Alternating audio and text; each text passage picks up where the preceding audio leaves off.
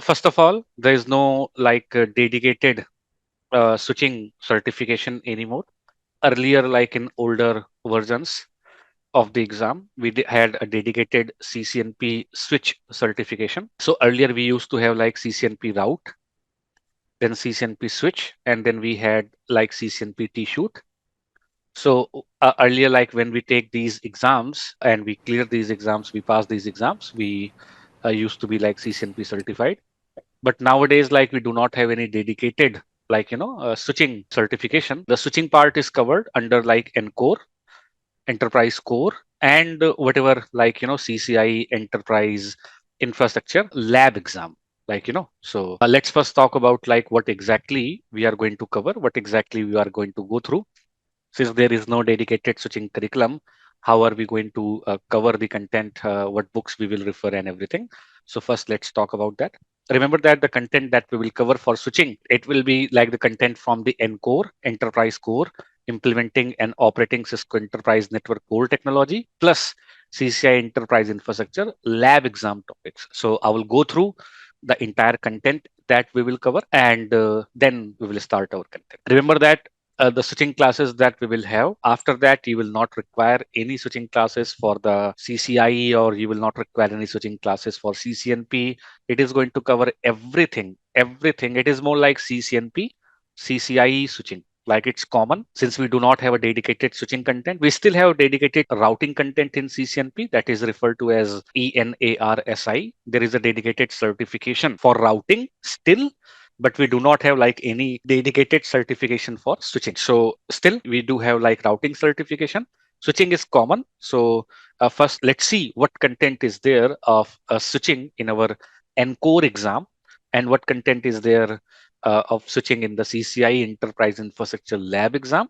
Let's first go through that. If you search normally, if you search on Google, if you search like 350-401, or you just search CCNP Encore, so 350-401 is it is the exam code for our Encore exam, which is also kind of a written exam for our CCIE lab.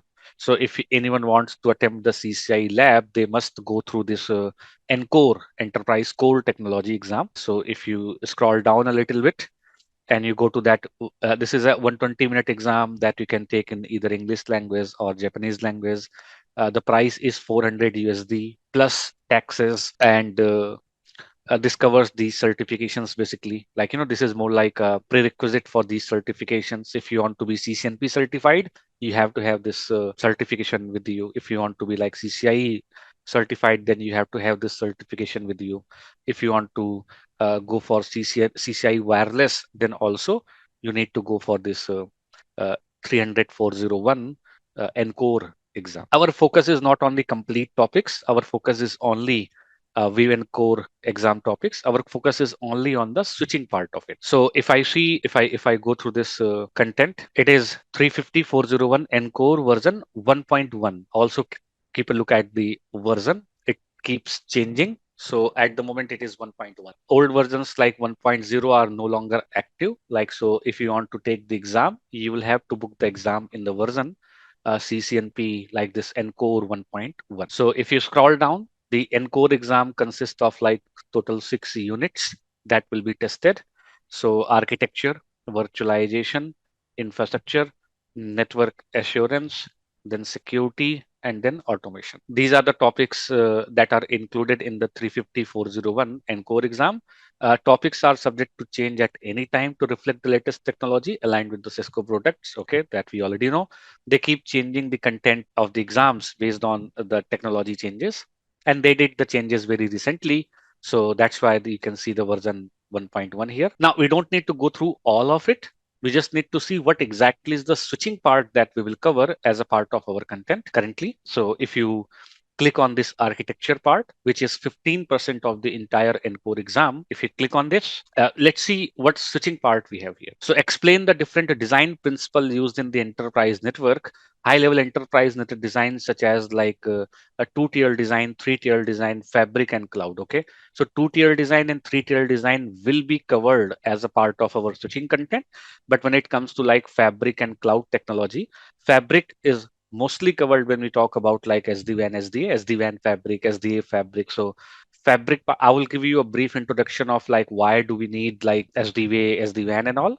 But dedicatedly, like fabric part will be covered in our SDA and SD-WAN classes later on. Cloud technology again is not going to be covered at the moment.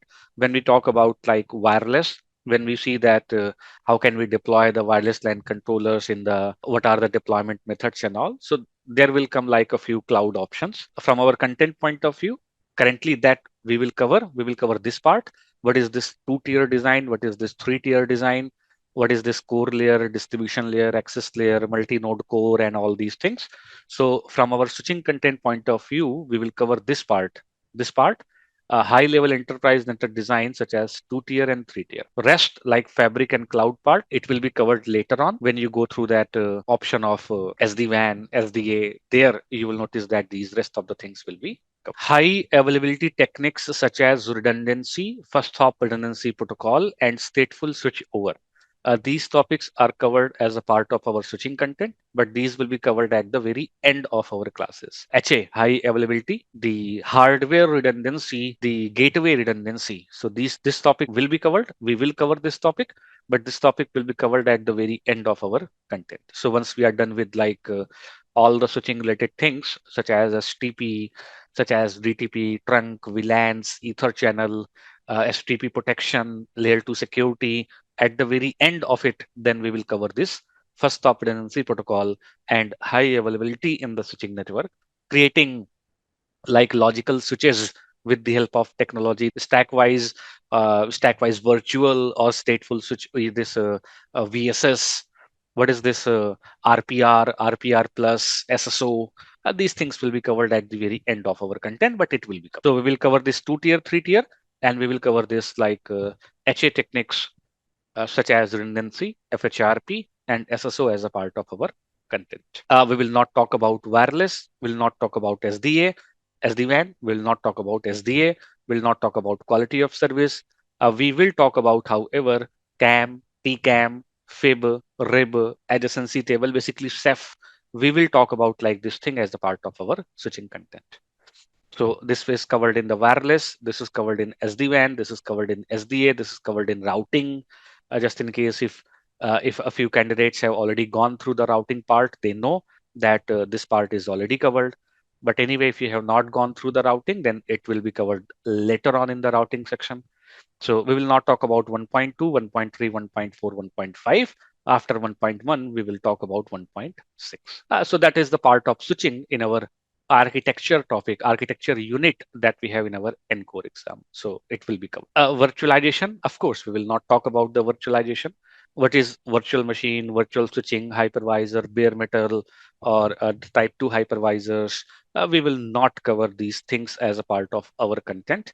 This is like the virtualization techniques, which are covered later on in dedicated in the Encore one. These are Encore topics specifically. These are not even covered in the CCIE content. VRF, GRE, IPsec, we will not talk about these in our switching classes. This is more like a routing thing. If you have, again, for the candidates who have already gone through the routing, we already have covered this VRF, GRE, and IPsec thing. Again, if you have not gone through the routing, later on when the content starts for the routing, these topics will be covered. I describe network virtualization concepts such as Lisp and VXLAN. It is part of SDA training. So when we go through the SDA, software defined access, then this part of Lisp and VXLAN is covered. Here it's described, there we will configure it as well.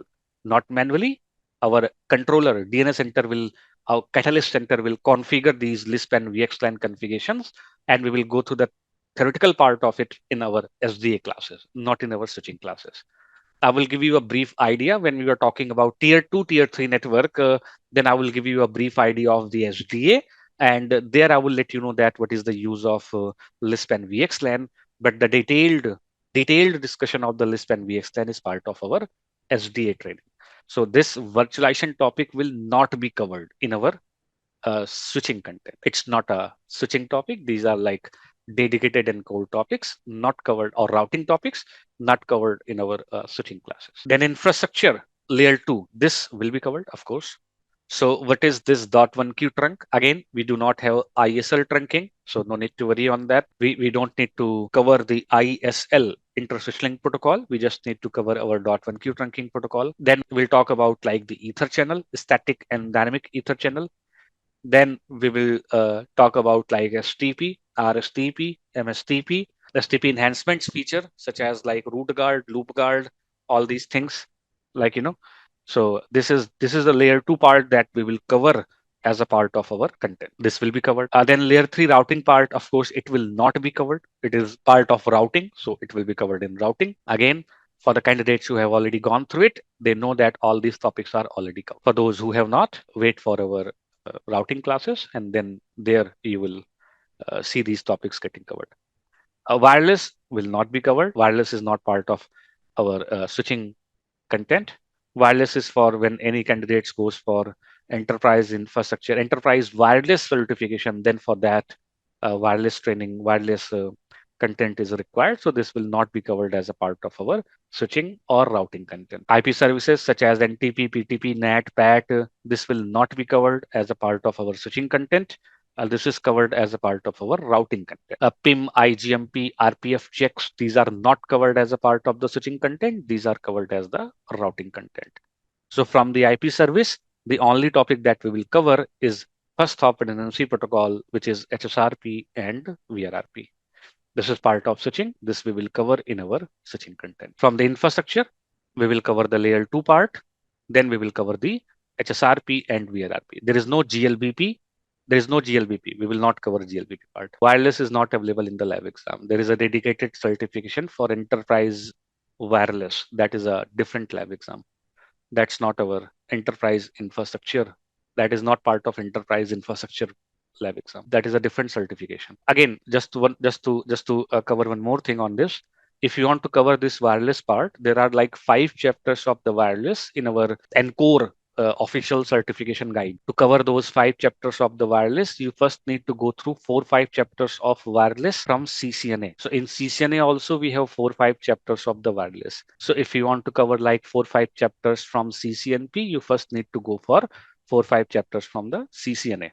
So wireless part we will not be able to cover because it is not part of our certification. It is part of the enterprise wireless certification. So if anyone interested in the wireless part, if anyone is interested in the wireless certification, then they need to go through like these wireless topics. So no, we will not cover it. So the only thing that we will cover is the layer 2, and we will cover this FHRP, first hop redundancy protocol, such as HSRP and For exam perspective, this Mhm. wireless topic is will not be covered, right? But From the lab exam, no. From the lab mhm, exam, they will not ask like anything on the wireless. They will just ask traditional routing and switching. They will ask like SD-WAN, SDA. They will ask like mhm. automation programming, but they will not ask like wireless. For the wireless, there is a Okay. dedicated certification. If you are going for the Encore exam, then of course they will ask the wireless. For the lab And exam, for they will not okay, ask the wireless. means for the theoretical purpose, Yes, they will yes. ask in the Yes. For the encore written one. exam. For the written one. Okay, got it, So got it. if anyone wants to go for the Encore exam, like which is more like the written exam for our lab exam, then they will need to go through the wireless content like from the CCNA and CCNP. Once they go through the wireless content of the CCNA, then they will be able to understand the wireless content of the CCNP. So both you will have to go through. So, sir, for understanding the Mm. basic wireless, do we get the access of the CCNA classes or something? Or You can drop a message to your account handler or Mr. Saurabh or Sugan. We hmm already have we already have some wireless like videos for hmm basic fundamentals. They will assign you the access of they will give you the access of those wireless videos, and then you can go through it if you want to. yeah. Okay, thank you, thank Right. I will brief you on that. Just you. wait. I will brief you on this wireless part. This is Sure, sir. more theoretical because there are two certifications of the wireless dedicatedly. There are two dedicated certification of the. I will brief you on that. So just leave the wireless part as of now. I will brief you on the wireless just in a moment. Sure, sure. Right. Then in the network assurance, are we going to cover anything in our switching content? Yes, we will cover span, R span, ER span. We will cover it. We will cover like from the network assurance, other things such as debug, conditional debug, trace route, SNMP, syslog. This is part of again, once our routing content is done, at the end of our routing content, we cover these topics, these additional topics, net flow, flexible net flow, SLA and all. So the only thing that a netconf, desconf is part of automation. automation and programming. However, this is also covered in a little bit like we talk about like netconf at the very end of our SD-WAN classes. But anyway, so the only thing that we will cover from this section in our switching classes is going to be span, rspan, and ERSpan. We will talk about like how to configure span, rspan, ERSpan as a part of our switching content. Then SLA, IP SLA we cover in detail in routing. But when we talk about like HSRP, I will show you like how to configure track objects and IP SLA with HSRP. Not There are like other SLAs as well, UDP, TCP based SLAs, but we will also use IP SLA in our switching when we talk about like HSRP tracking. So there you will get a little bit idea about the SLA as well, but the detailed SLA content will be covered in our routing classes, right? So the only thing that we will cover from here is going to be this one. Security, what we are going to cover under the security, we are not going to cover anything from here. What we will cover from the security point of view, what security is going to be covered, what security part topics are going to be covered from our switching content point of view, it will be like STP protection and layer 2 security. STP protection, root guard, loop guard, BPDU filters, and everything. And layer 2 security, DHCP snooping, dynamic RP inspection. What else? IP source guard, private VLAN, VLAN ACLs, XYZ. These things will be covered as a part of our security. Rest, nothing from this content, nothing from this Encore security topics that we will cover. Nothing. This, for example, like .1x, these things are covered. We talk about like AAA, we talk about like .1x based authentication in our SDA classes. This content is covered dedicatedly as a session in the security. ACLs we do talk about in the routing, control plane protection in the routing, a little bit of theoretical topics of AAA we have covered in the routing. We do cover it in the routing. These things are covered a little bit in the routing, rest in the SDA classes. So anyway, from the switching content point of view, the only thing that we will cover under the security is going to be layer 2 security and STP protection. So nothing from here. And of course, nothing from automation and programming. This is not the switching part. This is a dedicated automation programming topic. There is nothing like switching, nothing is here regarding the switching. So nothing will be covered from here. So this is what we will cover in our, this is what we will cover from the switching content point of view from our Encore Enterprise Core certification. Of course, it does not cover everything from the Encore, and of course, it will not. The only thing that we had to focus was the switching. So whatever topics mention switching content in our Encore exam, those topics will be covered in our this particular classes. So this is one thing that we will cover. Then what else we are going to cover? We are going to cover switching from the CCIE EIE lab exam. So if you search CCIE Enterprise Infrastructure Lab exam, you click on that and this just click on that, and this is Enterprise Infrastructure version 1.1 practical exam topics. So this is what is expected in the lab exam. Again, we don't need to worry about the lab exam. We are not going to talk about the lab exam, but just to give you a brief idea, in the lab exam, we have two modules now. One module is design module, and the second module is deploy, optimize, and deploy, operate, and optimize module. So design module is 3 hours. It is completely like multiple choice questions, drag and drop, like those kind of questions will be there, just like we have in our other CCNA, CCNP certifications, that kind of thing. And the do module is going to be like 5 hours lab, proper lab topics.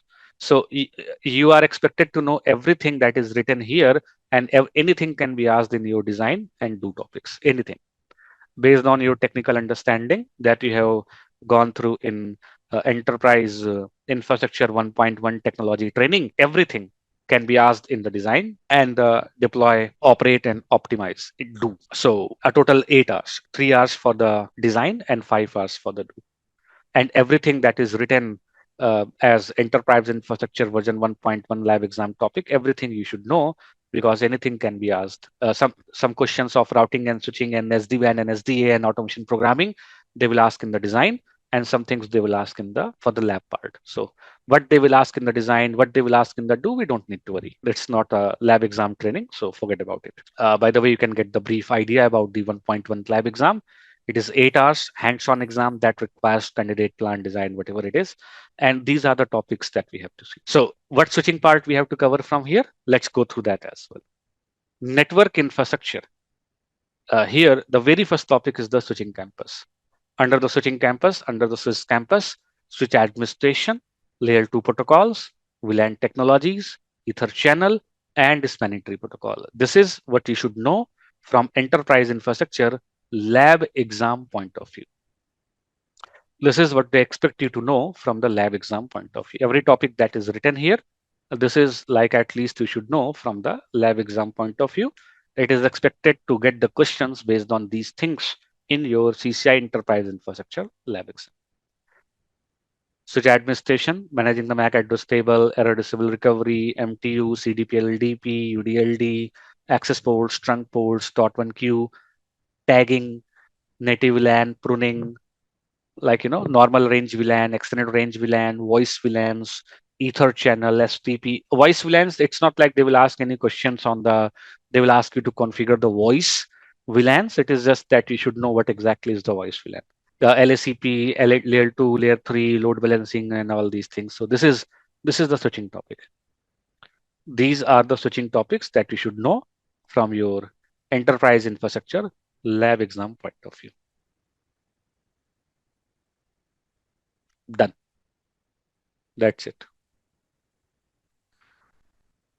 Rest, if you go through like down here, it's routing, EIGRP, OSPF, then BGP, then multicast, it's all routing. Then SD-WAN, SDA, SD access, dedicated classes are there, transport technology, VPNs, GRE, DMVPN, IPsec, infrastructure security and services. Here we do cover like switch security feature. We do cover this L2 security features as a part of our switching content. We will talk about it. What is this VLAN access list, port access list, then storm control, DHCP snooping, dynamic ARP inspection. We do talk about this switch security features. Then we talk about our the HSRP, VRRP. We talk about that one as well. Rest of these topics such as quality of service, like SNMP, logs, and everything, it is covered at the end of our routing content. So not part of switching classes. So from network security, we will talk about like switch security features, and we will talk about HSRP and VRRP. GLBP is no longer part of our content. We will not talk about it. We will talk about HSRP and VRRP only. And this is how like the switching content is there in our lab exam. This is what is expected for you to know under the switching content in our lab exam. Yes, you will have to give the Encore exam before you attempt the lab exam. It is mandatory. For the Encore exam, we don't need to attempt the CCNA. Earlier, if you want to go for CCNP, you first need to go for CCNA, then CCNP, but nowadays it's not a prerequisite. So you can directly attempt the CCNP, NRC, Encore, all these certifications as per your convenience. You can do that. There's no like prerequisite like you have to attempt the CCNA before the CCNP. So, but for the CCI lab exam, you will have to. Because if you have not attempted the lab, let me show you what happens if you don't. So when you book the lab exam, right? When you book the lab exam, when you schedule the lab exam, it will show you like what seats are available in what locations and everything, right? So in Bangalore, any location, it will show you like what seats are available. So you have to log in with your Cisco credentials, and you have to provide your Cisco credentials like your email ID and everything when you are attempting the exam. The point is like when you plan to book the lab exam, you visit that portal, something like this. It looks something like this. I'm dropping the link in the chat just in case if anyone wants to book the exam. So I have dropped the link in the chat. So for example, like you go to the this is from where we book the exam. So here, register for a lab exam. You can book the lab exam. Oh, my end date is coming as well. I have to recertify. Anyway, so from here, like you schedule the exam. So from here you schedule. So if you have not, like for example, if you have not and attempted the Encore, if you have not cleared the Encore exam, it will not show you like this. It will show you that you have to attempt the Encore exam, then you can book only. So for example, in Bangalore, if I want, since I am CCIE certified already, I can still take the CCIE certification. I can still take the exam like on any of these dates. So it will not show you that. You will not be able to book the exam if you have not attempted. For example, if I want to go for security, I don't have the option because I have not taken the SCORE exam. If I want to go for service provider, I can't do that because I have not taken the SP core exam. So it will not show you anything here. So yes, you will have to clear the Encore before you get to this point. And once you clear the Encore, you can attempt enterprise infrastructure or enterprise wireless. Both the certifications you can attempt because Encore is a prerequisite for both enterprise infrastructure and enterprise wireless. Enterprise wireless, we can book the date, click on the next button, cancellation policy, I agree. Click on the next button, confidentiality, I agree. Click on the next button. I hope it doesn't ask for the payment. Next button, and then you will be proceeded like here on the payment section, and here you are going to make the payment, and then this is the by the way, this is the cost of the exam, just in case if anyone is wondering. This is like $1,600 plus the tax 288, so 1888 1888. This is the exam cost nowadays for our enterprise infrastructure or any lab exam. I hope you get the point. So you will not get the option to book the lab exam until you have cleared the Encore content. So you will require to clear the Encore. Everything that is mentioned in the Encore regarding switching and everything that is mentioned in our enterprise infrastructure lab exam topics, practical exam topics regarding switching, we will cover as a part of our content. So far, any questions in the content? Let me know. Any questions if you have in the content only? Let me know. Not the lab or anything, just the content. This is what we will cover. 20 to 22 classes we will require for this. Approximately 20, 22 classes we will require for this. 2022 classes maximum, like 44, 45 hours training we will require for this. So 2022 classes maximum we will need to cover the entire content, 1.5 month maximum to maximum, and we will complete our switching content along with the labs and everything, all the things we will also talk about, like what things are expected in the exam, just like we have done it in the routing, including everything. 2022 classes maximum. 2022 classes, I'm not saying 2022 days. 2022 classes, excluding all those holidays and everything that you might take. For example, the New Year, for example, like the 25th December, so excluding all those things, it will need 2022 classes for the content to cover. Now, you can include a few holidays in this, but this is the minimum amount of classes that you. One more thing I would like to clear that in the CCNP Enterprise, Encore is one of the certification exam. And if you go for the CCNP Enterprise, there are other certification exams as well. You see, there are here other certification exams as well. So this enterprise core, of course, if you want to be CCNP certified, you have to take this exam. If you want to be CCIE certified, you have to take this exam. So it's more like it is a common exam for CCNP and CCIE. Okay, that's okay. That's fine. Now, there are other certification exams as well. So if you want to be CCNP, take this exam and take any of the concentration exam. Then you will be CCNP. You will be CCNP, Cisco-certified network professional. So you take this exam and you take any of the concentration exam and you will become CCNP. So this exam, that is routing. This is like pure routing. This ENARSI, this is pure routing. Then SD-WAN, ENSDWI, SD-WAN. Then designing Cisco Enterprise Network. And here is two dedicated certifications for the wireless. Designing Cisco Enterprise Wireless Network, implementing Cisco Enterprise. There is a common book that covers both of these exams. So anyone who is attempting to go for CCIE wireless exam, they will also need to go through at least the content covered in this design and implementing Cisco Enterprise Wireless Network. That's why for the wireless, there is a dedicated certification training for the wireless part. And once you cover these two exams now, once you cover these two certification exam trainings, then the Encore, the topics of the wireless, it will be covered automatically. But you have to see like how you are going to cover this design Cisco Enterprise wireless network and implement Cisco Enterprise. So there are two dedicated certification exam for the wireless, which of course we are not going to cover here as a part of our switching content. It was just to tell you that there are dedicated certifications for the wireless. So if anyone attempting to go for the CCIE wireless, they first must have the proper understanding of these wireless topics, and then they will go through the CCIE wireless exam topics, cover things from there, and then attempt the wireless exam. Then enterprise automation programming, then design and implementing cloud connectivity, design and implementing Cisco enterprise assurance. There are many certification exams that we have under the concentration exam. You can take any of these exams to become CCNP. So first you take Encore, and then you take any of these exams to become CCNP. And if you take the Encore and you attempt the lab exam, you clear the lab exam, you will become CCIE. So up to you. So that's why we don't cover wireless in our switching classes. We do not cover wireless in our routing classes because there are dedicated certifications for the same.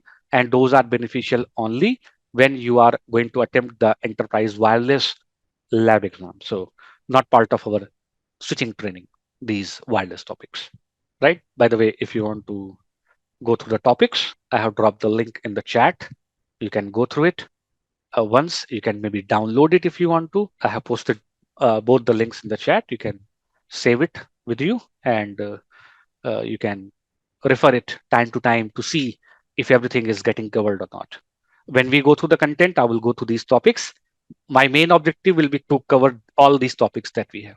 Nothing should be left from these topics that are part of official enterprise certification. I will focus specifically on these topics. Whatever is mentioned here will be covered. Whatever it says describe, I will describe. Whatever it says describe and configure, I will describe and configure both. That is not like a lot. It's basically in the lab exam topics we mostly cover like all the things as practical, but still there are a few topics that we have to describe only. So describe things will be described, and implement or troubleshoot one will be described and implemented both. In switching, we mostly will implement everything, but you might come across the topics that we have to just describe, not implement. So you have to see that one as. So this is what we will cover. The total duration will be 2022 classes maximum. It will take 2022 classes to cover everything from the switching content point of view. It will cover both CCNP, CCIE, certification, Encore, and there is no dedicated certification for switching. So CCNP Encore and this topic of CCI Enterprise level. Now the books that you will go through for this, how are you going to complete the, so the books that you will refer to, again, like I said, there is no dedicated certification exam for the switching.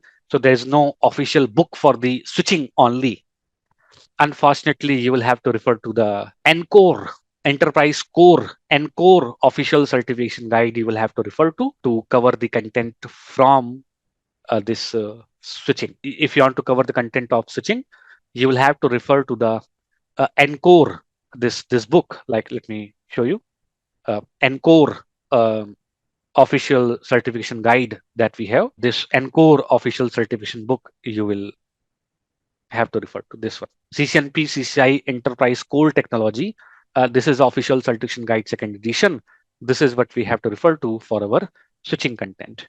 So if I scroll down, if I go to the sample content, here we have everything that we should know from our switching point of view. So see here, first topic, like how two devices communicate to each other, layer 2 forwarding, layer 3 forwarding in the architecture like Ceph, process switching, fast switching, Ceph, software Ceph, hardware Ceph, SDM templates. Yeah, this is part of switching. So you will cover chapter number 1 from your Encore book. For to cover our switching content, you will go through the chapter number 1 of Encore. Then chapter number 2 covers a spanning tree protocol. So you will go through the chapter number 2 of your Encore. Then chapter number 3 covers advanced STP tuning, STP port guard, port fast, BPDU guard, BPDU filter, root guard, how to fine tune the root port, alternate port on and these different types of ports. So chapter number 3 as then chapter number 4 as well, MSTP instances, configuration, verification, tuning, and all. So chapter number 4 as well. Chapter number 5 as well, VLAN and trunks. These 5 chapters, basically first unit, the first part number 1, which is forwarding, This part from your enterprise CCNP-CCIE Encore 345401 official certification guide you will cover. This covers the switching content that we will cover in our technology classes as well. So part one, which includes part one and part two here. Part one and part two, that includes like a total of 5 chapters you will have to go through from your Encore book official certification guide to cover the things from the switching content point of view. And then when you scroll down, it's routing. If you scroll down, there will be page number 429. It is HSRP, first hop redundancy protocol, object tracking, HSRP, VRRP, even though they have given the GLBP, but that is not part of your official content, official exam. It's not part of that, but they have included the GLBP, Gateway Load Balancing Protocol, topic in your book. So 4 pages, 5 pages, 441, 446, 4 5 pages for the GLBP is there. If you want, you can go through it, but it's not going to be asked in your content. This is what we will cover. This is what you will cover from the HA. From first gateway redundancy topics from then overlay tunnels, nothing, Lisp VXLAN, nothing, wireless. See, one dedicated part for the wireless. So 7, 17, 18, 19, 20, 4 chapters for the wireless. Then here, the network architecture, chapter number 22, you will cover hierarchical LAN design, access layer, distribution layer, core layer, HA, then 2 tier, 3 tier, STP base. So yeah, this you will cover. This we will cover. This you will cover from the book, the official Encore book, to cover your the very first topic of a high level design of layer 2 layer tier 2 tier 3 network. So you will cover it from the chapter number 20. Fabric technology such as SD-WAN, SDA, you don't need to worry on that. Assurance, you don't need to worry on that. Span, local span, R span, ER span, you will cover from here, right? Then VACL, port ACLs, and VLAN access list. We will cover, you will cover from this official certification guide. Where is that L2 security? Do we not have L2 security, DHCP snooping and all? Anyway, so we will have to go through it, but scroll down, zone-based firewall, yeah, default zone, yeah. Okay. Virtualization, no need to worry. Programming automation, no need to worry. Automation tools, yeah, there will be somewhere like DHCP snooping, dynamic ARP inspection, and those things. If not, then you will have to cover it from somewhere. But the official certification guide that we have, it covers pretty much everything that we should know from our switching content point of. So from here, you can cover everything, like, from the technology training point of view. If you want to get like more detail, then there's an old certification guide that is CCNP Switch. If you can manage to get your hands on that, CCNP Switch. This is an old certification guide. I'm sure that if I this one, I'm talking about this old certification guide that we have. This one. This is like this is not relevant to current certifications, but this CCNP switch like 300, 110. So this book, if you can get your hands on this book like also covers like pretty much a lot of things in our from our switching content point of view that is still relevant. It is still like relevant for our current content. Like, so this one basically, this CCNP book. This is old book. This is old book, but still pretty much like relevant. So there are a lot of chapters here. In this book, we have that DHCP snooping, dynamic ARP inspection, and all those things. So we have like a lot of things here. If you can get your hands on this book, you can go through the content from here as well. But I will say that stick to that official content guide, official certification guide, that we have. But if you can get your hands on this book also, like covers like pretty much all the things. So it is available on Cisco Press, by the way. So if you go to the sample content, you see everything like design, 2-tier design, 3-tier design, then switch port configuration, VLAN trunks, VTP. VTP is no longer part of our content, so ignore that topic. Traditional span tree protocol, STP configuration, protecting the STP, advanced STP, Ether channel, then multi-layer switching, configuring DHCP, syslog, no need to worry, SNMP, no need to worry, IPSLA, no need to worry, span, RSpan, HA, high availability, then securing VLANs, preventing spoofing attack, managing switch users, securing switch access. This old book, it is an old book, but still is pretty much relevant for our switching content that we are going to cover. So if you can get your hands on this book is also very. So you will cover the content from these 2 books, the Encore one and this CCNP switching switch 300 115 official certification. This is an this is a retired certification. This certification is no longer valid, but the book is still very much relevant. So this is these are the books that you are going to go through. And of course, you will have the PPTs as well. I will cover the content from the PPTs. Those PPTs you can refer to from the portal itself. Of course, you will not be able to download those PPTs. You can refer to those PPTs as a quick review guide, like whenever you are planning to revise the things, then when when you are planning to revise the things, then you can go for the switching content. Sorry, that PPTs. You can go through the PPTs when you are planning to revise the content. So this is like what we are going to cover, and from where we are going to cover that thing also we have. Let me know if you guys have any questions so far, any points that needs to be addressed. Now we'll come to the lab part, but apart from that, everything is done. You can also cover the wireless in this No, topic. no, we cannot. Not as a part of our content. Wireless trainings are wireless topics are typically delivered as a video content. There are no official classes for the wireless, in here. So you can have a discussion with your account handler or Mr. Saurabh and Sugan. Wireless topics we will not be able to cover as a part of our switching or routing or CCI. So what about the layer 3 switches? Are we going to cover anything? Yeah, it's all layer 3 nowadays. So everything that we will do, like VLAN, VTP, VLAN trunks, and all those things. Yeah, we'll talk about that. Then when it comes to we will have a topology where we will have those layer 3 switches configured for the routing and everything. So yeah, so it's all layer 3 nowadays. So it will be included. But if you're talking about like from dedicated routing on the layer 3 switches or the switch, the OSPF, EIGRP, those things, that are pretty much like the routing topics not covered in our switching content. We will focus on how to configure the L3 ports on the switches, configure the IPs, SVIs, loopbacks, and all those things, basic routing and all those things. So yeah, that part will be covered definitely. And what about the stack wise? Theoretical, technical. We will cover it theoretical. Stackwise, Okay. Stackwise virtual, and VSS. I will give you some documents. Maybe I will provide you some YouTube videos if you want to do the labs on the same, but we will cover it theoretically. And I think I missed the beginning part. This class will be from Monday to Thursday, right? From Yes, India, yes, right? yes. This class will And be it'll be Monday to the it will be Monday to Thursday, 8 a.m. to 10 a.m. Indian Standard Time, and it will take 2022 classes to complete our entire switching content. Right. thanks.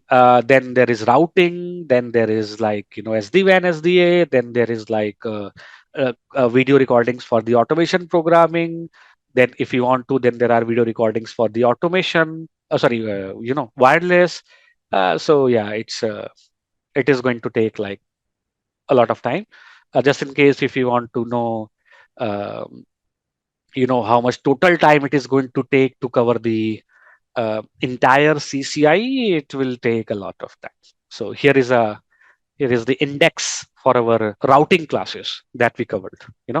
It took us approximately 84 classes for routing. Just to give you an estimate how much time it will take to complete the entire CCIE. It's not it will take time. So consider this, approximately 84 classes for, and I'm saying classes, I'm not saying like days. 84 classes for your CCI routing, then approximately 20 classes, 22 classes for switching.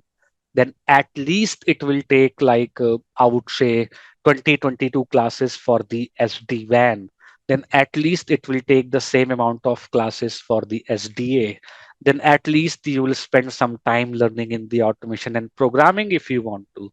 So 8, and it will be like 10, and then how much? 8 to 10, 12, 14, 15, approximately 160, 180, 160 to 180 classes it will require to complete. Let's round it off to 150 classes it will require to complete the entire. Now you can divide it into 160 classes. I'm saying 2 hours, 300 to 320, 30 hours training. It is the complete CCI. 160 classes, 2 hours per day. That's what I'm saying. Now you can divide it into days and all, Monday to Thursday, Then you can do the labs on Friday, Saturday, then you can take a rest on Sunday. You can plan it accordingly, but this is at least consider 300 hours of entire, like the entire training, at least it is 300 hours. At least minimum this much amount of time it will take to complete the entire content. Entire CCIE. Entire CCIE. This is our routing classes. So it took us like, it started on 1st July and we ended it on like 22 November. It's like, and we took like only a few ops, like a few ops are there, such as 15th August, a few ops are there. So approximately like 84 classes it took us to complete the entire CCI. Complete classes in the means practical in done in EVNG or Everything, not everything I would say. Most of the things we can practice on the EVNG, but not everything. For example, you will not be able to practice the SDA. You will not be able to practice SD-WAN in your home environment if you do not have a good resource server or good resource PC with you. So for the software-defined networking part, SDN part, like you will not be able to practice at your home environment. For rest of everything, you can practice. Routing, switching, automation programming, you can practice, but SDA, you will not be able to practice. And SD-WAN, you will not be able to practice if you do not have a good machine. At least if you want to practice on the version that they have asked in the exam, at least you will require a 64 GB RAM machine. At least you require a PC with 16 threads, like 16 virtual CPUs, 64 GB RAM, at least 500 GB SSD.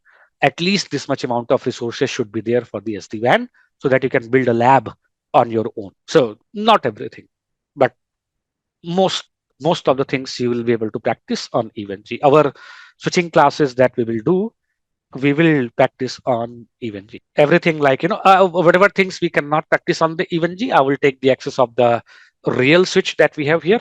93 we have here, we have 3850, we have 37. So if anything is not working in the simulated environment, I will take the access of the real switch and I will implement it there. But for you can practice it on the virtualized environment. You will not require any you will not require to purchase any real hardware for the switching classes, for the routing classes. You don't need to do that. Everything will work in the virtualized environment. stacking and all the things we have in the switches. Stack switches are there.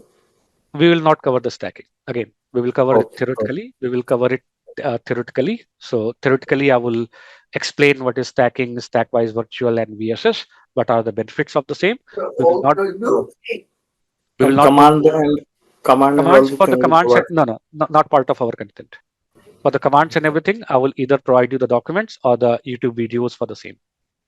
Okay. We will not do it practically. For the VSS part, for example, for stack-wise virtual part, for stack-wise, I generally refer to the Cisco documentation for the commands, or there are some other websites that I refer to, and then I will there are plenty of videos of stacking, stack-wise virtual on the YouTube. I will provide you a link of a few videos, and you can refer to that videos to refer to the commands. I will explain the commands, but I will not implement it in our for SD-WAN. Yes, we do have the SD-WAN simulated environment as well. So anyone who enrolls for the SD-WAN, they get their access. It's a time-based access, like 4 hours per day. You can practice for the SD-WAN. For the SD-WAN, we do have a dedicated topology. I use the same topology. All the students, they use the same topology. They practice on the virtualized environment. So yes, when you go for the SD-WAN classes, you will get the virtualized environment to practice on. Yeah, that's correct. So we can give the exam approx 1 year, 6 months of practice, the lab exam. Yes, you can say, see, at least it will take a year to complete the technological training, like complete the technology part of our content, the routing, switching, SD-WAN, SDA. I'm not saying master it, but at least get the basic understanding of the topics so that if in the exam they are asking the questions, at least you are able to understand the question. At least a year it will take if you go through the content one by one. Like, first routing, then switching, then SD-WAN, then SDA, then automation programming. If you go one by one, at least it will take that much amount of time. To reduce the time that it will take, what you can do, you can join a few classes in parallel. That you can do, of course. You can join a few classes in parallel. For example, When you are doing the switching classes, you can join SD-WAN in parallel, because switching does not have a direct relation with the SD-WAN. If you are doing like the switching classes, you can go through the automation programming videos in the parallel. When you are doing the like SD-WAN classes, you can, or SDA classes, you can join like the switching classes in parallel in the weekends, in the weekdays, whatever like your schedule allows you to do. However, you can do that in practical. It's at the end, it's you that have have to manage everything, your office work, your home environment, and everything you have to manage. But definitely you can join a few classes in parallel if you want to complete the content a little bit faster. Otherwise, you can consider at least an year to complete everything in a sequence. And then at least I would say 1 or 2 month dedicated training for the lab. So 1 or 2 months is enough, like for the lab exam. Once you have gone through all the technology classes, you already have the idea about the topics, all the topics, and also it doesn't take that long to complete the lab. So 1 or 2 months you will practice regularly on the lab topics, and it will eventually come. So 1 or 2 months for the lab exam. So 1.5 year, yes, I would say 1.5 year at least you have to have in overall, like if you want to go in one by one approach. At least if you want you can reduce it like in 6 months, like if you join the classes in parallel.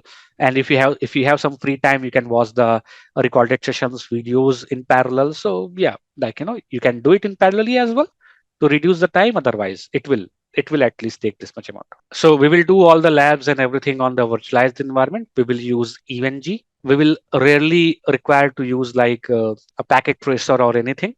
So we will use like EVNG. In the EVNG, we will be able to practice all the things of our switching classes, the VLAN trunks, STP, DTP, all these things, all these topics that we have, we will be able to practice in our virtualized environment in the EVNG. In the exam also, it's a virtualized environment, so it's the same thing. So that will just work fine. If you have ENG with you, it's good. But if you do not have ENG with you, if you do not have like images and everything, you can do one thing. You can drop a message to your account handler again, and they will connect you to the lab admin here, and the lab admin will take the remote access, or they will share some link, and you can basically install the EVNG on your home environment. That you can do. So Saurabh, you said that we have to means, integrate the things with the eyes, and the demonstration will be done in the lab only. So No, that's incorrect information. Not sure regarding what point he has said that. He must have said it regarding the SDA, most probably, not for the switching. said that okay. So how to triple authentication and all the things will be Not done in the not lab. part of switching content. Not part of switching content. That is covered dedicatedly in our SDA training. That will the AAA authentication using the DNS center and all. It will be covered in our SDA training. There we will talk about Yes. ICE. There we will talk about like AAA authentication, authorization, accounting, the policies, SGTs, and everything in SDA that is covered, not in the switching content. So he must have said it regarding the SDA, not regarding Yeah, the switching. yeah. Is it doing LTE? Yeah. It's regarding the SDA. So that's not part of our content, not part of our switching content. In SDA, we will do that. I will brief you the functions of the AAA. I will brief you the functions of the ICE. I will brief you on a DNS center and ICE integration. Then we will create the policies on the identity services engine. Um, you know, and yeah, we will see how the end users gets authenticated using AAA authentication methods. But that is part of our SDA. There is a video of the same, like just in case if you want to see what things are covered under the SDA. Let's say you want there is an SDA batch that will start this weekend on 28th. So like I said, if you want to cover the content a little bit faster, you can join a few batches in parallel. So just in case if you want to cover like SDA in parallel to the our switching classes, what things you should know beforehand, you can watch this video Even though I will brief you on the first day of our SDA training, but here is a video of our one of the previous classes, and if you reach to, you can go through like the entire video, but if you start from the 1850, I would say if you start from 1850 mark of this video, you will see what things you should know before you start your SDA training. A little bit things you should know before you start your SDA training. So what things are required? I have explained it. I will explain it again in our first session of the SDA that will happen this Saturday. Just like I'm describing everything regarding the switching right now, I will describe everything regarding the SDA in that class. But if you want to go through, if you want to cover that, just watch this video. In this video, I have already described like what things you should know before you start your SDA training. For SDA, there's no prerequisite like you have to cover SD-WAN first. SD-WAN and SDA had no relation, not at least for our classes. So you don't need to go for the SD-WAN first, then SDA. No, you can cover either SD-WAN or SDA, or you can cover SDA then SD-WAN. It's completely fine. See, as long as you are able to understand the technology, it's like any order that you want to take. It's completely fine. This class will be on 9 to 12. Yeah, SDA is basically for the all the part covering the switching part only. Switching ही ज्यादा cover होता है ना इसलिए. But mostly when we talk about the SDA, we do have things such as VRF, BGP, hands off, like those things are there as well. ICE is also there.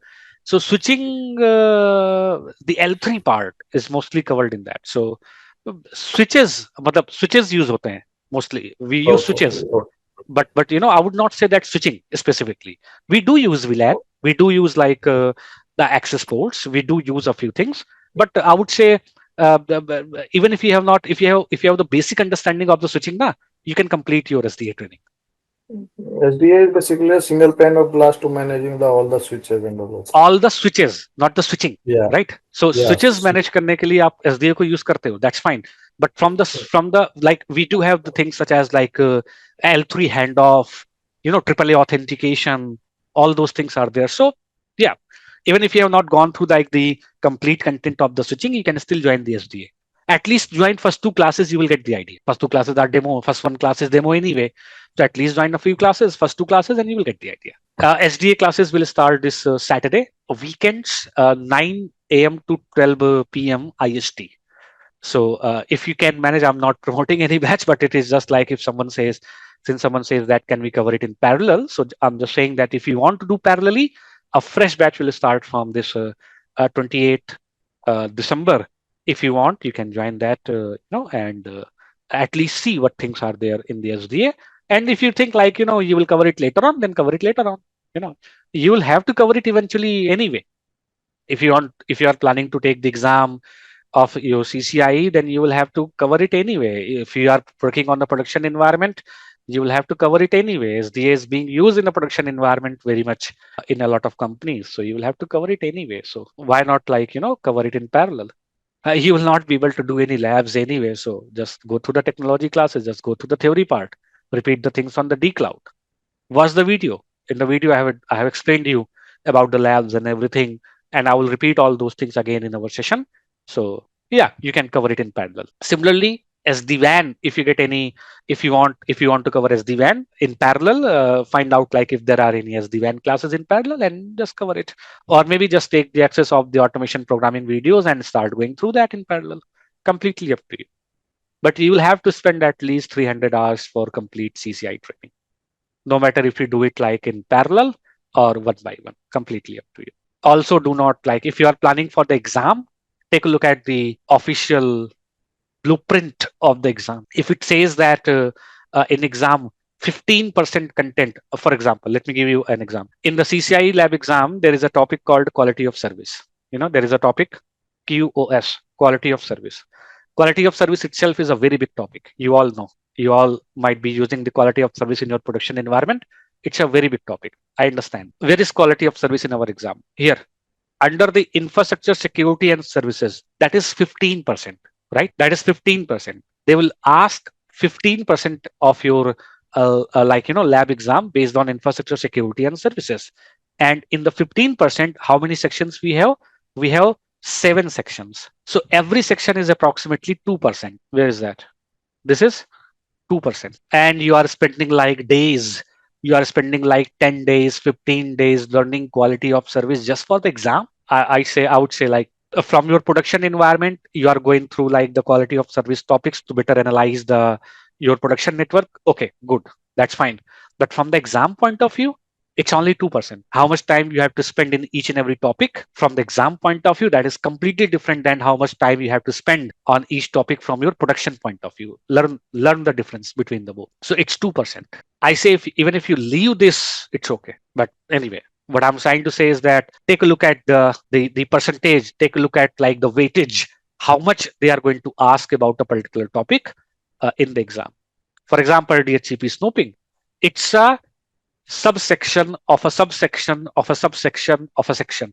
And you are spending days learning in the DHCP snooping. From your production environment, good. For the lab environment, from lab exam point of view, I would not suggest you to spend like a lot of time in these topics. But anyway, we will cover everything. But how much time you have to spend on each and every topic from the lab exam point of view. Again, I'm focusing on the keyword lab exam point of view. You have to decide yourself. Otherwise, it will take like, more than 300 hours. It will take, to complete everything. So this is everything that we should know before we begin our content. So this is the list of the enterprise lab exam equipments and software that are required. So virtual machines. So Catalyst 8000V routers with iOS XE 17.9. So this is what? This is for SD-WAN. When we practice on SD-WAN, when we practice on the SD-WAN, we will have this Catalyst 8000V series routers. So this is specifically for the SD-WAN. iOS V, like iOS router with the software release 15.8. When we do the routing, we practice on 15.7. That is much more stable release than 15.8 for the virtualized environment. We were able to complete every topic in the iOS version 15.7, and everything that is part of our content can be done in 15.7 and 8 both. So in the routing, when we start our routing content, we cover the content in 15.7 version of the iOS. The content says 15.8, but you will not find any significant differences in the commands or in the outputs in the 15.7 and 8. So both will work. iOS L2 switches with 15.2 that we have. So there is an image of the L2 switch 2019-0423. That is an IUL image. That the 2019-0423. This is the image name. iOS L2. This is the number. And in this image, you can practice almost everything regarding the switching. Almost everything. It runs on 15.2 iOS, not iOS XE. iOS 15.2. So we will be able to practice like almost everything in this particular image that we will use in our switching classes. Then the SD-WAN 20.9. We practice on 20.12, by the way, in our SD-WAN classes. We practice on 20.12. It is 20.9. Now, in the exam, it's 20.9. In production, the stable release is 20.10, 20.12. And the latest version is 20.15. Now, do you decide yourself which one you want to practice on? So 20.9 and 20.12 have the same GUI, same graphical user interface. So we practice on 20.12 rather than 20. A DNS Center release 2.3 that we have. So we practice on 2.3 release of the 2.3.5, 2.3.7. We practice on 2.3, not 2.5. 2.3 release of the DNS Center. This is what is in the exam. This is what we practice our SD-WAN, SDA content on. The latest release is different. It has a different GUI, but we practice on 2.3 because that's what is expected in the exam. There are like two types of training that we can have. We can either have exam-centric training or we can have like the production-centric training. So in the production environment, you might be running SDA release, DNS Center release 2.5, which has a different GUI and everything. But what if you are preparing for the exam, then they will ask you 2.3. So there's a conflict. So I personally I prefer this CCIE, the lab exam like this one. So we practice everything that is mentioned here. Catalyst 9300 series switches with iOS XE release 17.9 we do have. we do have in our SDA, we have a few 9300 series switches running on 17.12.3. So that's fine. And the ICE 3.1, yeah, okay. We do practice ICE on 3.1 and Linux desktop for the automation programming. So this is the list of equipments and softwares that are required for our CCIE exam. Required images are shared in the within the EVNG itself. So again, for that you can have a discussion with your account handler. They will connect you to the lab admin. They will either download and install the EVNG or they will share the required images with you. But yes, eventually like these will be shared with you anyway, so you can practice on the same. For NRC, we do have separate batch. That is correct. Encore, all the like when we talk about like Encore content, what is this Encore content? Na? NRC topics for the NRC, we do have a dedicated training. NRC is a dedicated training. But for the Encore, for example, switching and routing. So when you cover NRC, plenty of routing topics from the Encore are covered there. When you cover switching topics are covered from there. And for the rest of the topics, if you are only going for the Encore topics such as SD-WAN, SDA, there are videos that you can refer to. For Encore, there is no dedicated training. For Encore, if you want to purely do the Encore, there is no dedicated training for the Encore. Encore content is when you do the CCNP NRC, the routing, plenty of routing part from the Encore is covered there. When you do the switching, plenty of part from the Encore switching is covered there. And if you go for the route, the CCIE, then SD-WAN is covered, SDA is covered, multicast is covered, GRE is covered, VPN is, everything is covered. So except for automation programming, everything will be covered of the Encore topic, right? But for the if you just want to go for Encore, then you have to be dependent on, you have to rely on the videos. For example, the videos of wireless, the videos of automation programming, the videos of SDA, SD-WAN. Those things, those topics will be delivered as a video format to you in your portal, and you can refer to that. So there is no dedicated classes for the Encore content. Only Encore content. Generally, the candidates who go for the CCIE training, all the Encore topics are covered. But the candidates who are only going for the Encore, for example, we don't have like SD-WAN, SDA lab in Encore. We do not have multicast lab in Encore. So, those topics are delivered as a video sessions separately to the candidates. They can refer to that. And if they have any doubts, then they can refer to the trainers for the Q&As. That approach we take for the Encore. Oh, my name is Surendra, by the way. Forgot to, So my name is Surendra, and I will be training you for the CCNP, CCIE switching and the rest of the routing topics, from other content. Haji Nigamji, yes, let me know. You're not audible, Nigamji. Please check your mic once. You're still not audible. Use the chat box. Nigamji, I'm still not able to hear you. If anyone else can hear him, Nigamji, I'm not able to hear you. You can use the chat box for meanwhile. Any more questions? Anyone? Let me know. I guess we are almost at the end of our timing, and we just had the discussion of the content. But anyway, no problems at all. We can start the content.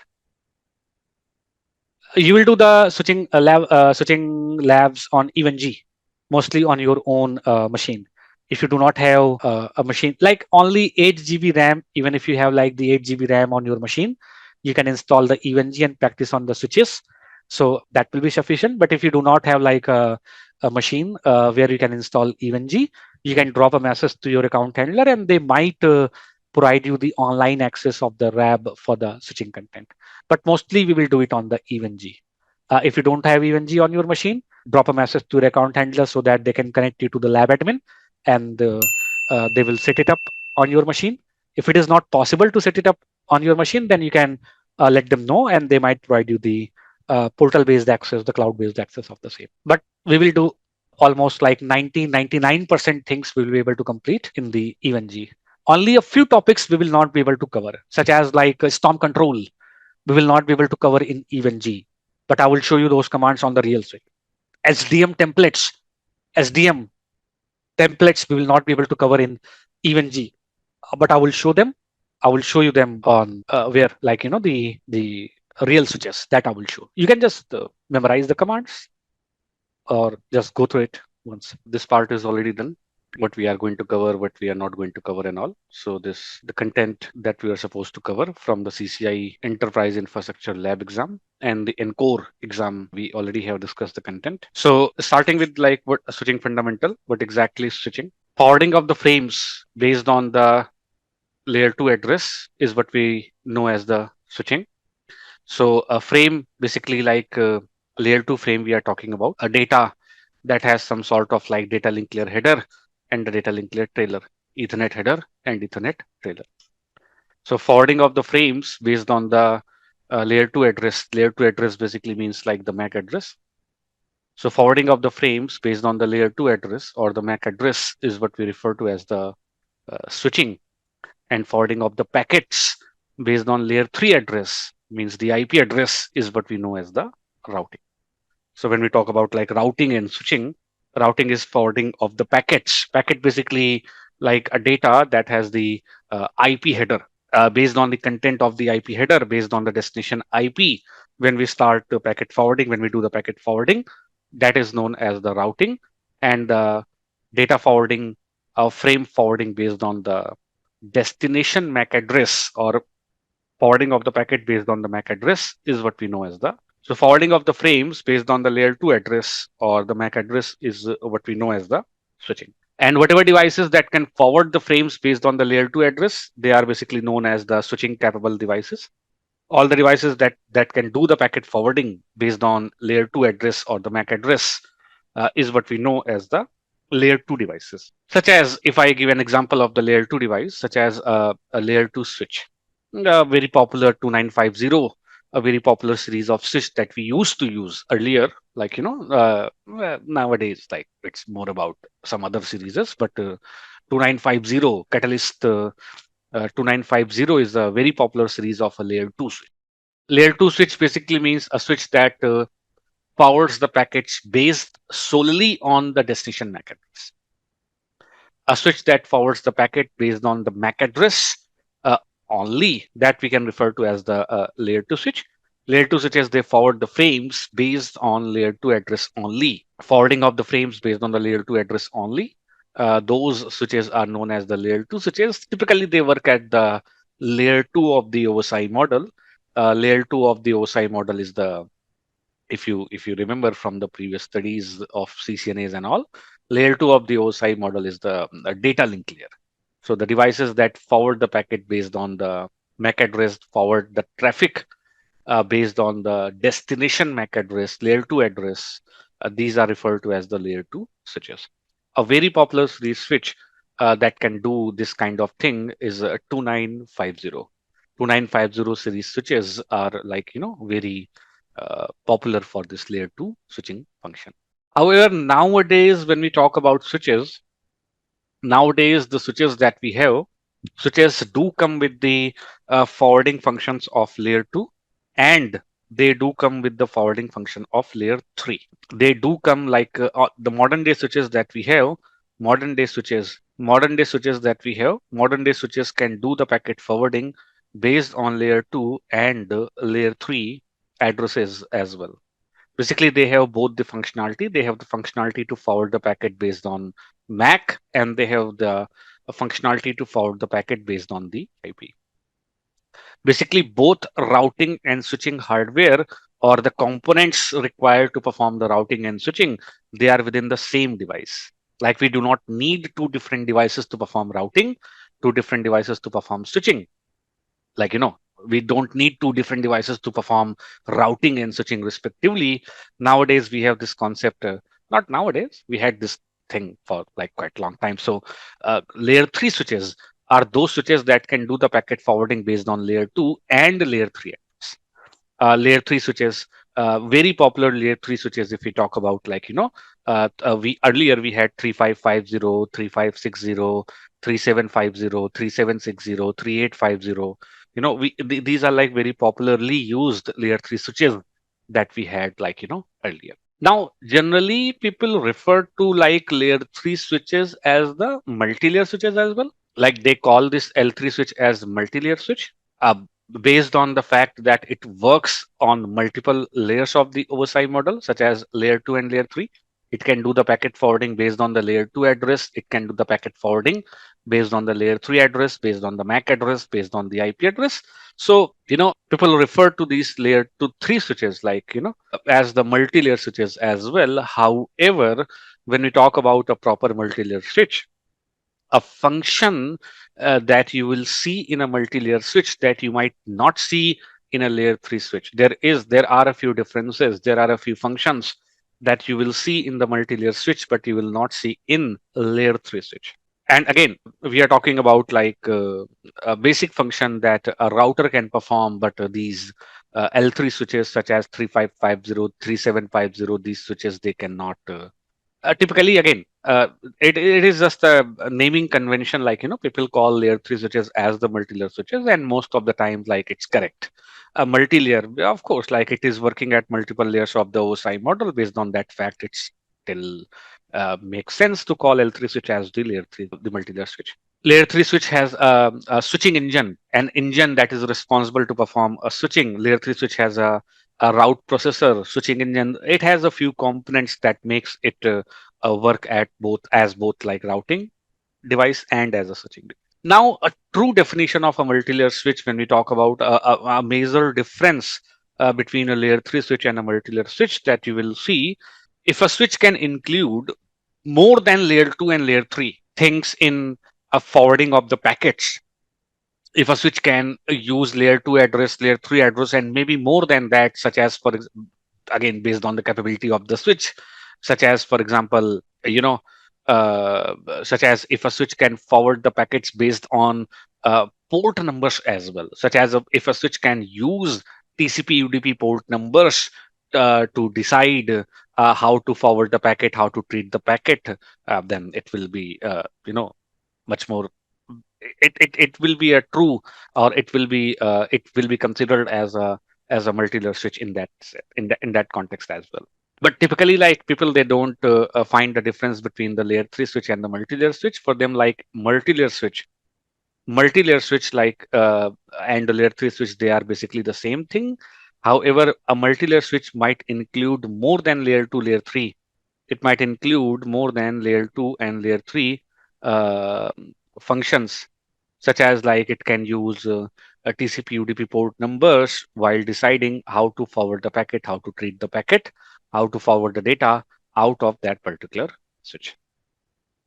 So by the definition, if I go by the definition, multi-layer switches basically can uh, include more than like MAC address, more than like IP address. They can also include things such as like port number while deciding how to forward the packets out of that particular device.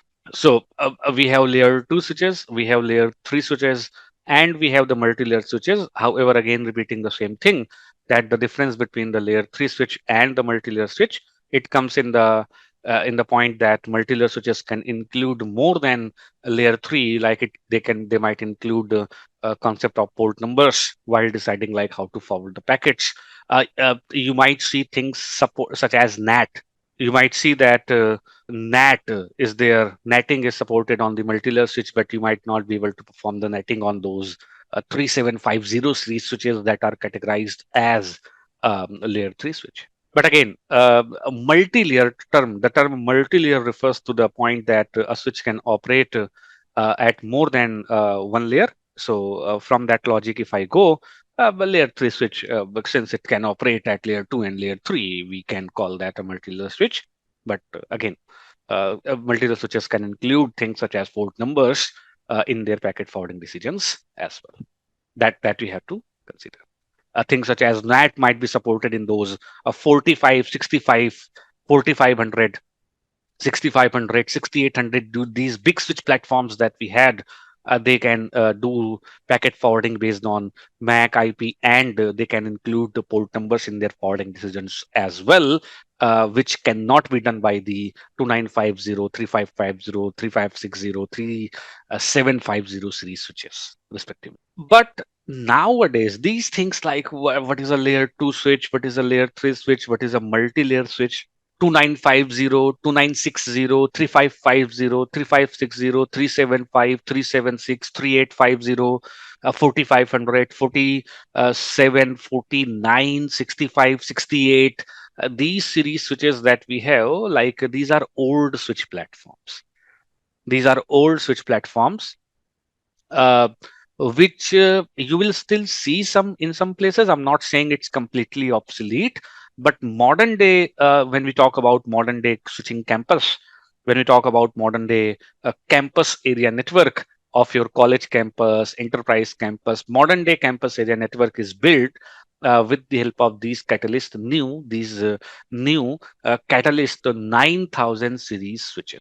These Catalyst 9000 series switches such as 9200, 9300, 94, 95, you know, we can still see Catalyst 3000, 6000 series switches in the campus network, but mostly if you have to build a campus area network from the scratch, you will go and purchase these Catalyst 9000 series switches, 92, 93, 94, 95, 96, these series switches. Such as, 2950, the layer 2, the classic layer 2 switch. You can compare that classic 2950, the 2000 series, that 29 series switches, these layer 2 switches, you can compare with those Catalyst 9200 series switches. I'm not saying it's exactly the same hardware wise, function wise. I'm not saying that. I'm saying that when we compare, we can compare those 2900 series switches with 9200 series switches, 93, those Catalyst 3000 series switches that we had, 375, 355, 356. Those series switches can be put in, those can be compared with 93. Respectively, we have like 4000, so 9400 series switches we have. So we modern day network we build around these Catalyst 9000 series switch platforms. They give us like layer 2 functions, and they give us like layer 3 functions. They can also include things such as port number in their packet forwarding decisions. So it's if you want to design a network from the scratch, it's you are going to purchase these Catalyst 9000 series switches. If you have some old switch platforms such as 2950, 2960 and all, 375, 45, 46, you can still use them, but we can always go for these new switch platforms that we have. Catalyst 9000 series switches, 3K, 6K series switches we can still see in the campus network, but mostly like 9K series switches we will see. You can take a look at the data sheet of these switches. Like if you want to get the details about these switches, just search, Cisco Catalyst 9000 series switch data sheet. If you search like Catalyst 9000 series, Cisco Catalyst 9000 series switch data sheet, just go to the first link, like or this link, like Cisco Catalyst 9000 series switch data sheet. Just click on that. Again, this document that we have, we can download this document. This switch basically describes the basic functions that we get in a Catalyst 9300 series switch. So this is Catalyst 9300 series switch.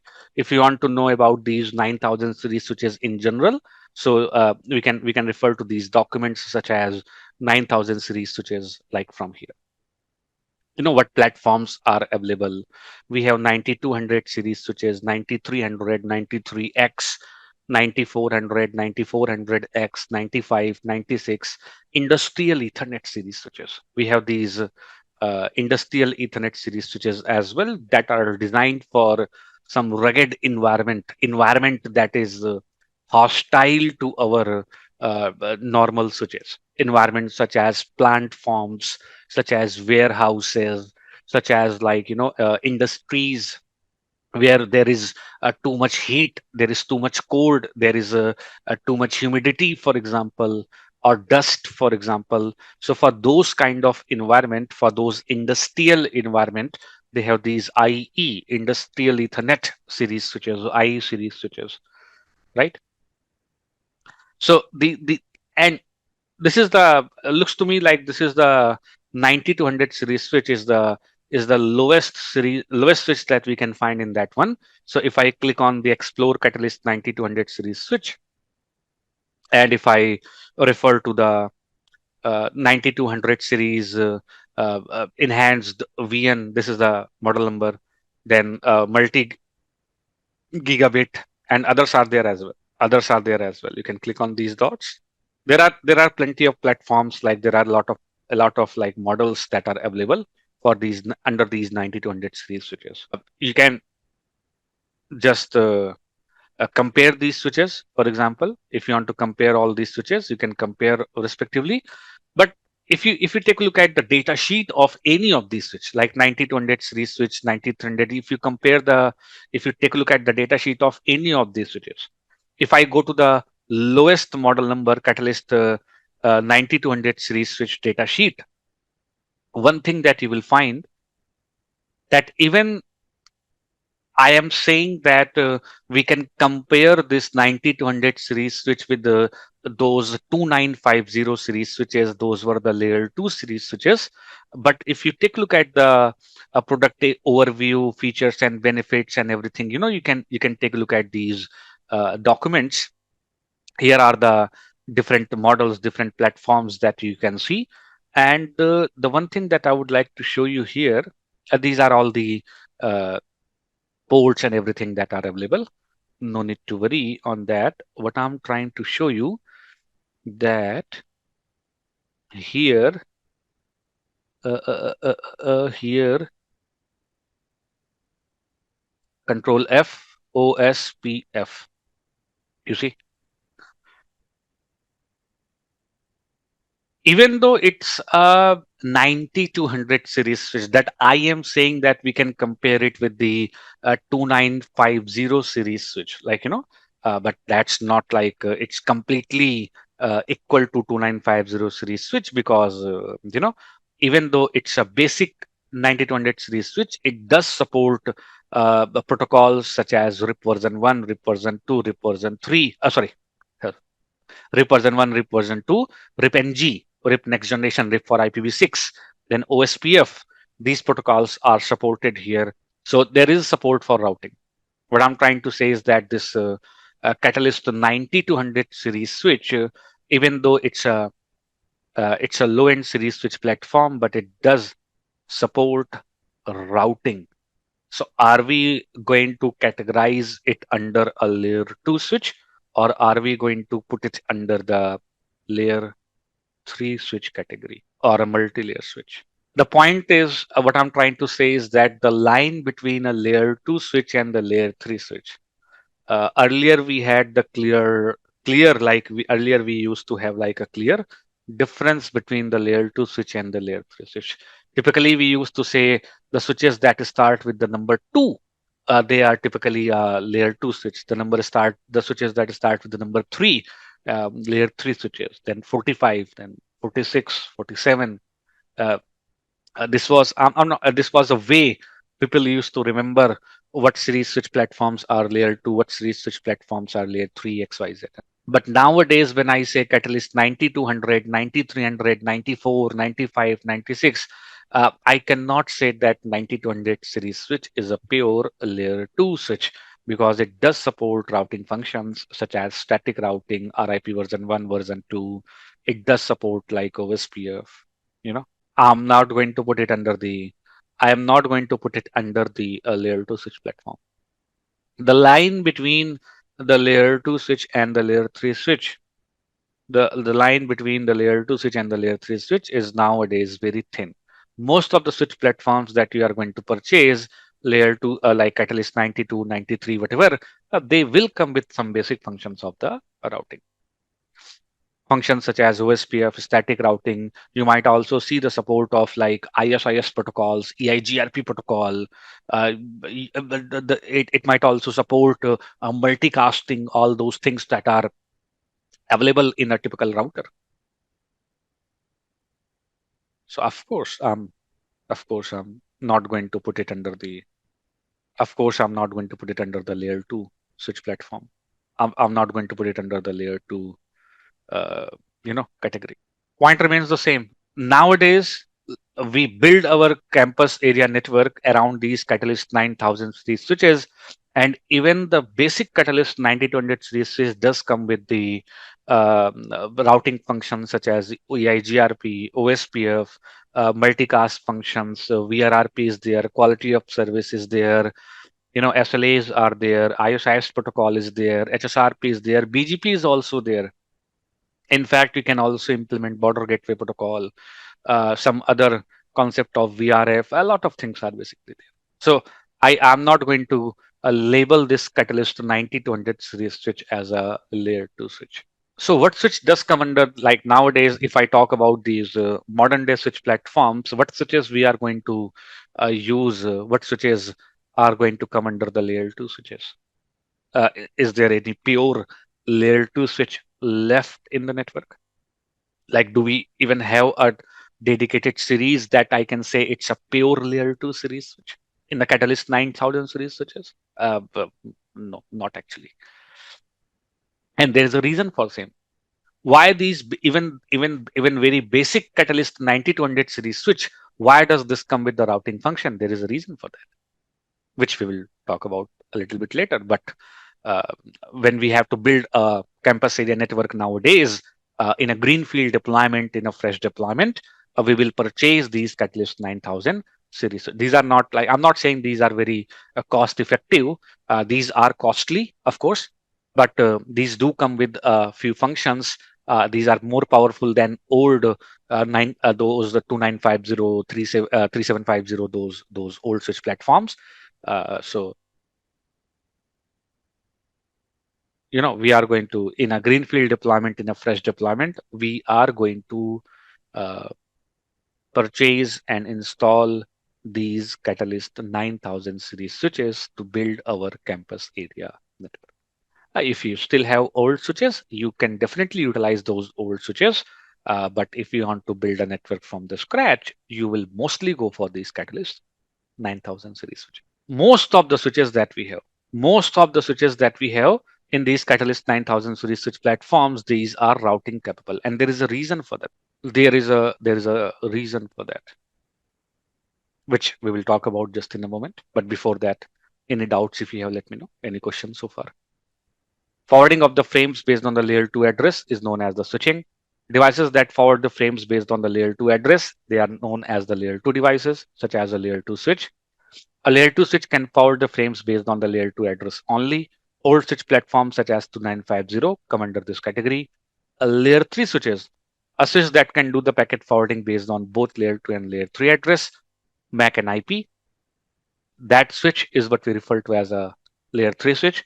Old switch platforms such as Catalyst 3550, 3560, 3750, 3760, 3850. These old switch platforms, they come under this layer 3 switch category. Multi-layer switches, typically like when we differentiate between the layer 3 switch and the multi-layer switches have a few functions that your layer 3 switches cannot perform, such as NAT, such as including port numbers in the packet forwarding decisions. So those Catalyst 4500 series switches, 4700 series switches, 65, 6800 series switches that we have, those big series switches, those modular switches that we used to have, we still have those switches. Those switches are categorized as multi-layer switches that work at multiple layers that can go beyond layer 3 in their packet forwarding decision. They can include things such as port numbers in the packet forwarding decision as well. But when we talk about modern days campus area network, when we have to build a modern day campus area network, we are mostly going to purchase these Catalyst 9000 series switches. We can still use 3000, 6000 series switches, but when we have to purchase the new devices, we are mostly going to refer to these Catalyst 9000 series switches, and 92, 93, 94, 95, 9600 series switches we have in our production environment. And most of these series switches that we have nowadays, if we exclude those 2950 series switches and all, so most of the switches that we have nowadays, they are capable of performing routing. They will have some basic functions of the routing at least. A greenfield deployment basically means like deploying the network from the scratch. Let's say, for example, you have to set up a completely fresh, completely new branch. Let's say they have asked you to build a new branch, and in that branch, the requirement is that 45 users have to sit, or maybe like 245 users are there in that particular, and they have asked you to design a network that can accommodate at least 245 users, and these 245 users are divided into like 5 departments. Every department has like n number of like users. Some departments have some users, some departments have some number of users. So you have to design a network from the scratch to accommodate those 245 users, for example. So we have decided to purchase completely fresh new switches as per our requirement, then cables, then racks, then power supply and everything.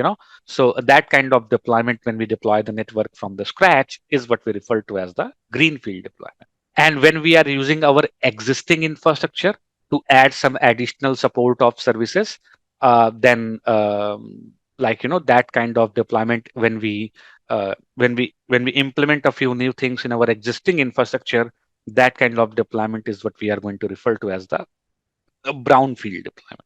Brownfield deployment basically means like where we are using our existing infrastructure, and maybe we are adding the support of new services such as software defined networking, or anything.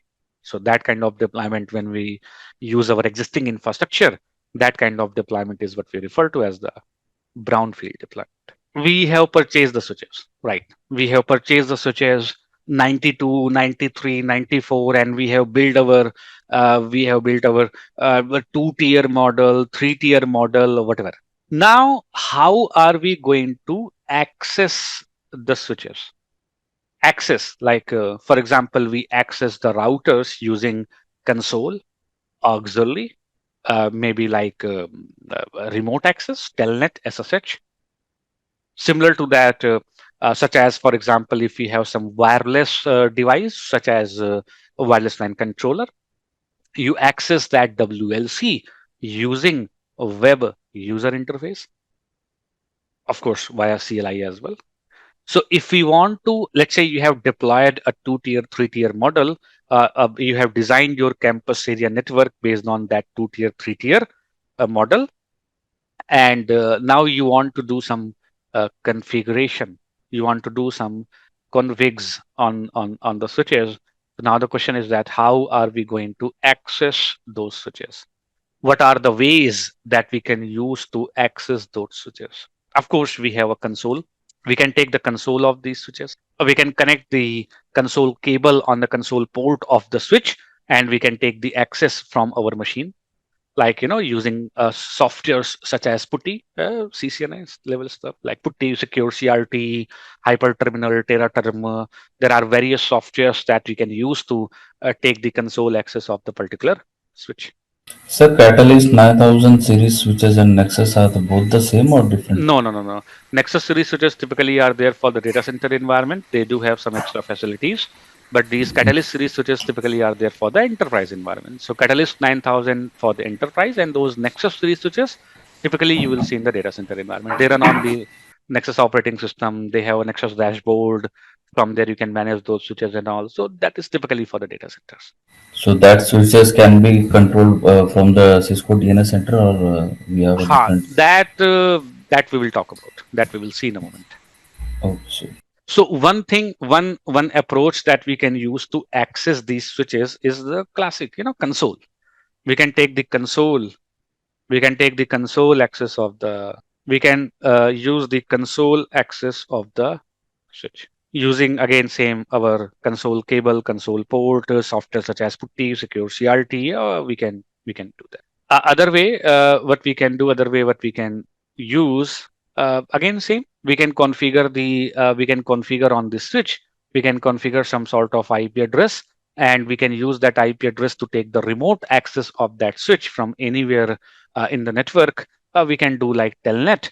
We can do SSH. We can enable telnet SSH functions, and we can take the remote access of the switch from like anywhere in the network. Nowadays, So when we take the telnet SSH access of the switch so that we can do the configuration on the switches. When we take the console access so that we can do configuration on the switches, what we are trying to do, we are trying to take the management.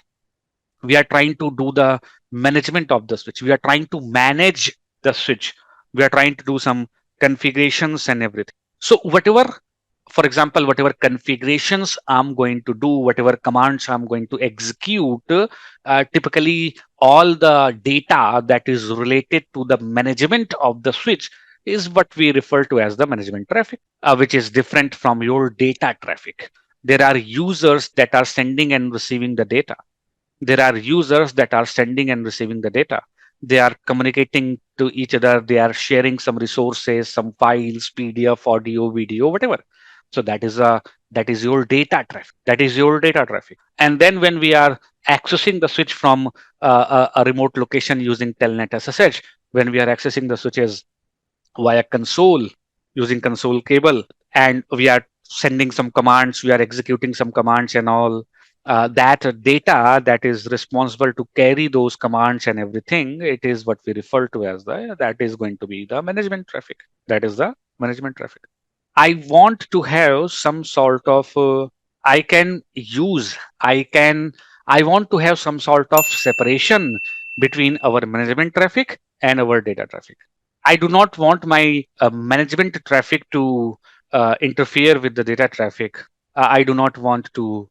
I do not want my data traffic to interfere with my management traffic. We can have some sort of like separation between the same. We can have some sort of separation between the same. With the help of, later on we will study about it. With the help of VLANs, we can put our management traffic in a different VLAN. We can put our data traffic in a different VLAN. We can use the concept of VLANs to separate our management traffic with the data traffic.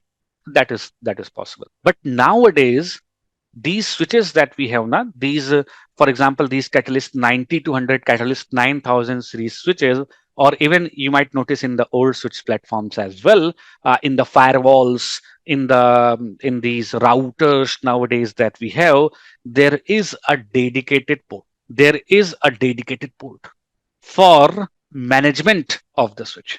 There is a dedicated port for the management of the switch. We call that port, in fact, as the management port. We call that as the management port. And that management port that we have in these the 92, 93, 94, maybe in the 3850s as well, if you take the access and take a look. So this management port that we have, so we have like these ports that are for the data, and we do have a dedicated for management. We do have the console port, but we do have a dedicated port that we can use for the management function only. This Ethernet port we can connect with our management switch. We can connect this with a management switch, and here we can have our users, and those users can take the access of this switch using that management IP address, whatever IP address you configure onto that particular management switch.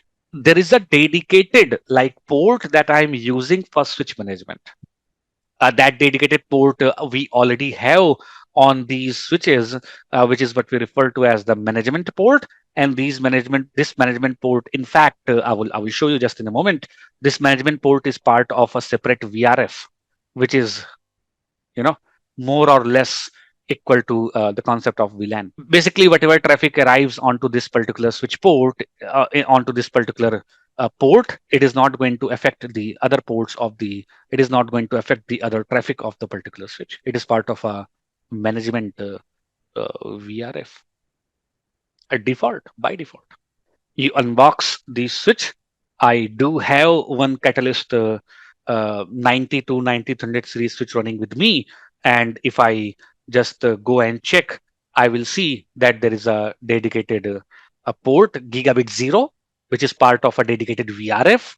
We can configure an IP address onto that particular switch port by we can configure an IP onto that particular port, and then we can connect that port with the management switch where our management users are there, and those users can now take the access of the switch using that management port without having to interfere with the data traffic. Out of band management, we call that, where our management traffic is using a separate channel than our rest of the traffic. This kind of management is what we refer to as the out-band management. Out of band management, basically, where the network uses a separate channel, a separate a dedicated path, a dedicated method to access those switches.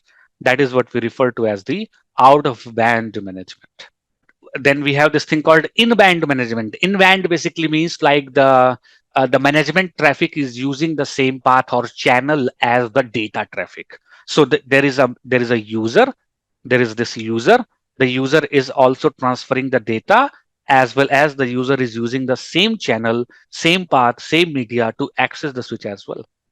So that kind of management is what we refer to as the in-band management, and this kind of management is what we refer to as the out-band OOB, out of band management, where the devices are being managed via a separate channel, such as like connecting this with a dedicated switch, part of a dedicated VRF, dedicated VLAN, and also that kind of management is what we refer to as the out of band management. So we have console, we have a remote access, telnet, and SSH. Now, one more thing that we can use. You see, we have this catalyst. We have one. This is one of the switch that I have. So if I say this is one of the switch that we have in our network, I have taken the remote access of this switch. So if I say like show IP interface brief, you see here this interface gigabit 0 by 0 is there. I did not configure anything on here. Show run interface gigabit 0 by 0. I did not configure any VRF, show VRF, show IP VRF. I did not configure this VRF. I did not put this interface into the VRF. I have taken the access of this switch. You see, I was on the second screen. So here, like this is one of the switch that I have taken the access of. Show IP interface brief. You see, this interface gigabit 0 by 0 it got the IP 192.168.10.28. If I say show run interface gig 0 by 0, I did not configure this into any VRF. Show IP VRF, if I use the command show IP VRF, I can see that this VRF is already there for the management purpose. It is there to separate our existing traffic with the management traffic. I did not put this, I did not create this VRF. I did not configure the IP address on this interface. I did not do that. This is the management port. It is by default there, right? It's default there. So there is a console port. I can use the console port to connect to the switch. There is a dedicated management port that I can configure. This port I can configure with an IP address, and I can take the access of that switch using telnet SSH, for example. And what will be better than this?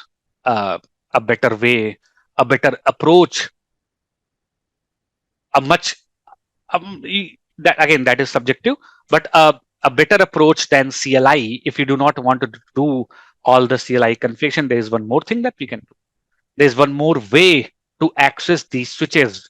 Nowadays, these 3850 series switches, these like these 9200 series switches, these CSR routers, these ISR ASR routers that we have, these WLCs that we have, we can access these switches via a web user interface as well, web UI. Configure terminal,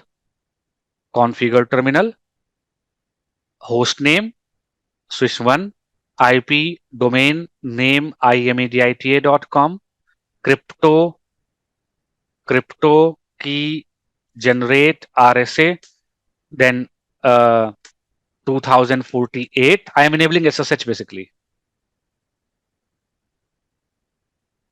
2048 bits. I have enabled SSH, So do show IP, do show history. So I have configured like host name on the switch. I have configured the domain name on the switch. Now I have configured the command crypto key generate RSA, 2048 bits keys, IP SSH. If you want version 2, you can enable. I'm enabling SSH here so that I can take the remote access of the switch using SSH.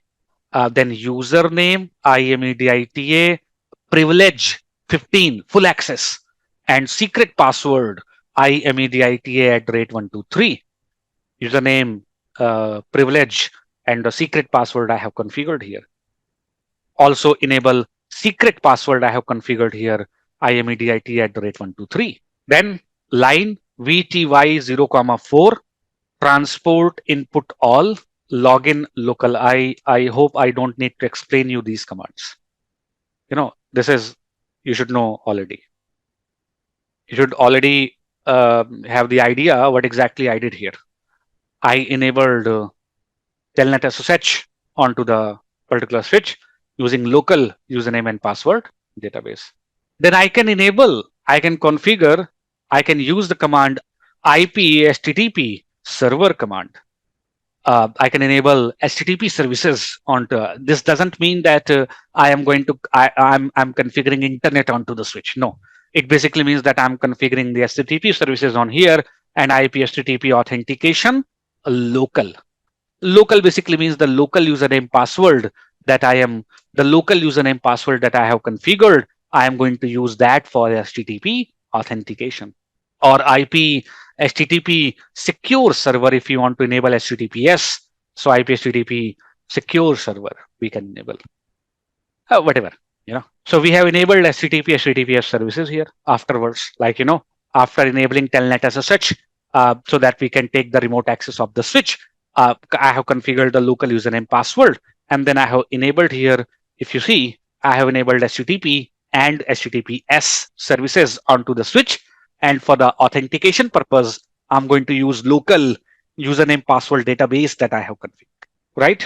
And now was this show IP into brief. What is this? 192.168.10.28. Okay. I'm going to open my web browser and 192.168.10.28. I'm going to type on that browser. I'm going to type 192.168.10.28 onto the browser.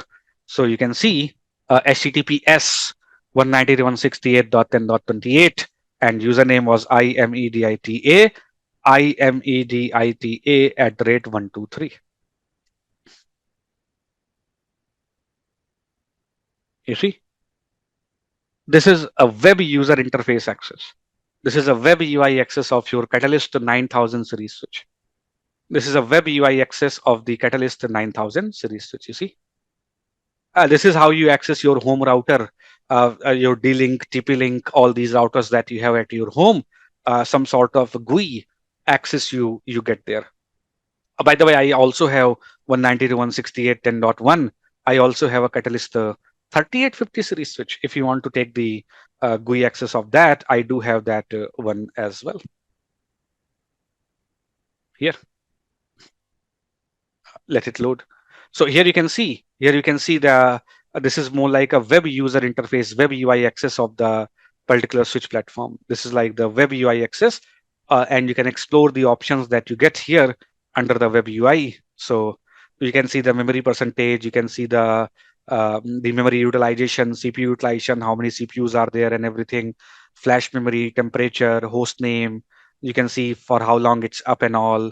You can see all these things like, you can do variety of monitoring from here. You see, you can do monitoring from here.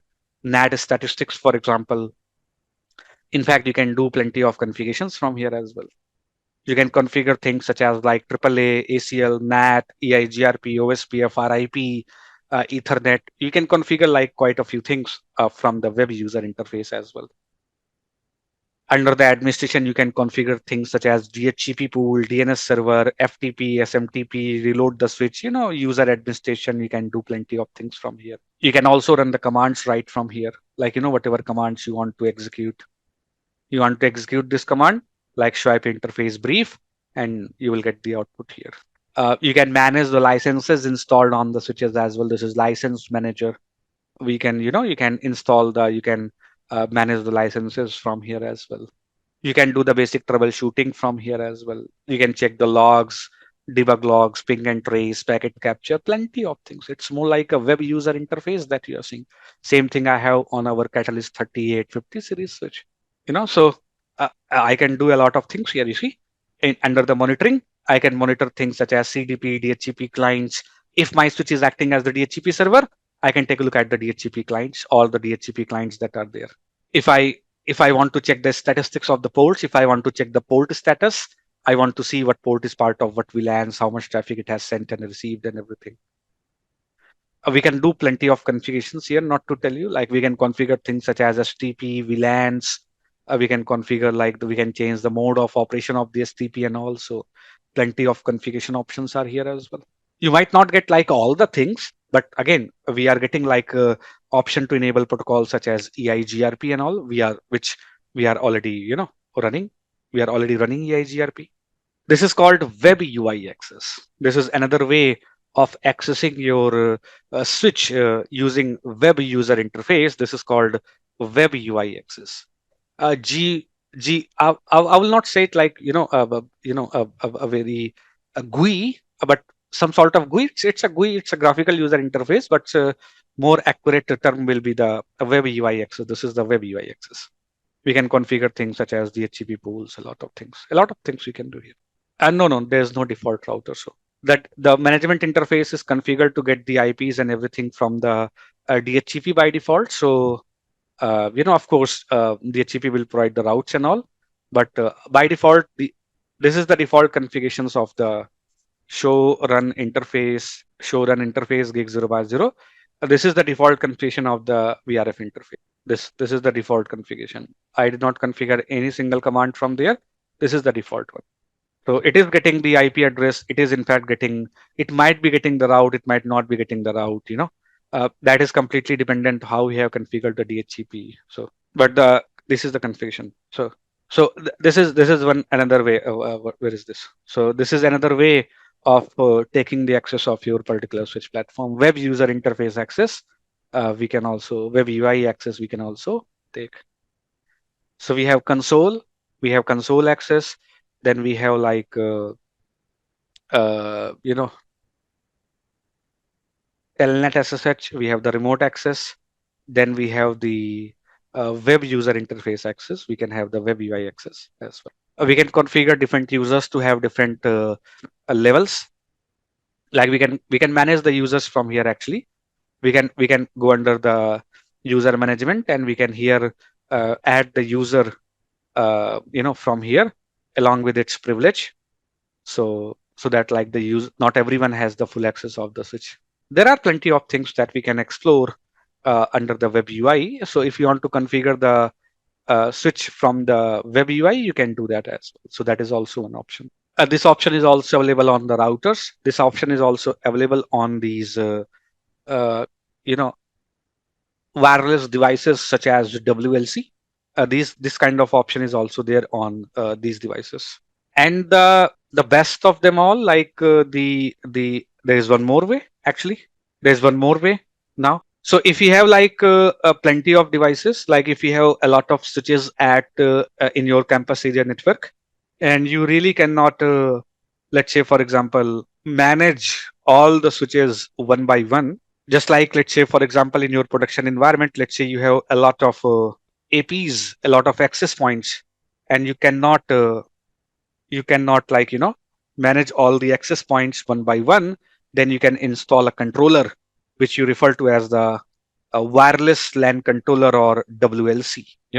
So we have like a lot of APs, for example, and we cannot manage all these access points like one by one. So we have a centralized controller, WLC. From there, we can manage all these access points. Similarly, if you have like a lot of switches, in your campus area network, and maybe it is not possible to manage all those switches one by one, not via telnet SSH, not via like console, not via web UI. If it is not possible for you to manage all these switches like one by one in your campus area network, then we can also install a controller. We can also purchase and install a controller and that controller will be responsible to manage and configure all these switches that we have in the network. And here comes the use of, since we are now talking about a controller, centralized controller that is responsible to manage our switching campus from a centralized point. Hence the name, a software-defined network, where a piece of software is responsible to manage our enterprise campus area network. A controller that we have to do these things is referred to as the DNA center. There is a controller called Digital Network Architecture DNA center. Also, now it has been renamed to Catalyst Center. It has been renamed to Catalyst Center. So when we are using a centralized controller to manage our campus area network, that kind of network is what we refer to as a software-defined network. Especially, we are going to call it SD-LAN. We call it like SD-LAN, software-defined LAN. Cisco refers it to as SD access. Correct. Cisco refers to it as the SD access, software-defined access. SDA, software-defined access, is a technology where we use a centralized controller to manage our campus area network. Not one, many campus area networks. Many locations that we have, we can manage with the help of this, SDA, software-defined access solution. But for that, we require a centralized controller referred to as the Catalyst Center. If you do not want to use Catalyst Center, we have other controllers as well, such as, the production environment. Not everyone is using Catalyst Center or DNS Center now at the moment. But a lot of companies, a lot of organizations, you can see are using this concept of what this controller called prime infrastructure, which will go end of sale, end of life very soon. Eventually, things will move on to the Catalyst Center. So either now or someday, you will need to study the Catalyst Center. You will need to study the SD access anyway. But yeah, this is what we refer to as SDA. This is a brief idea.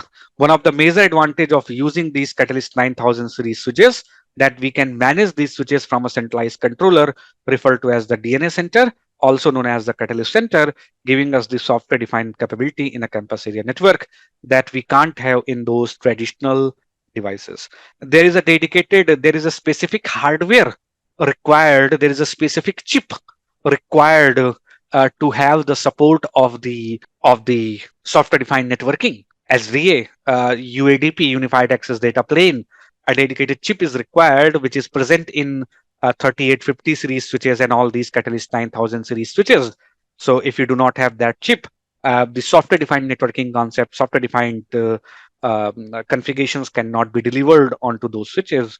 So they will not become part of your fabric. By the way, let's not discuss about the SDA, but I will provide you a link.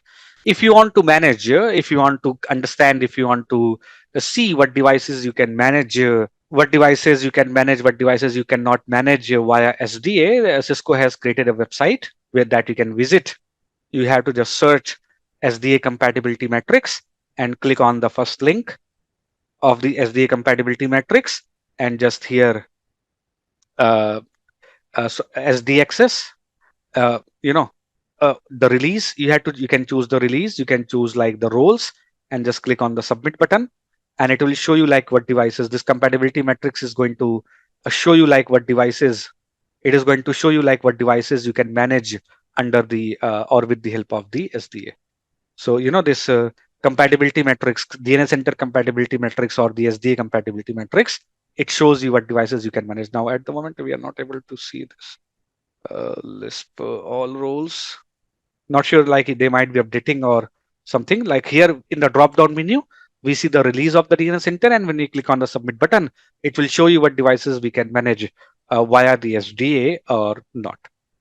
So you can just search SDA compatibility matrix, and then from there you can find the now it's there. So if I say SDA Lisp and the roles all, click on the submit button, and it will show you what devices you can manage, what devices you cannot manage.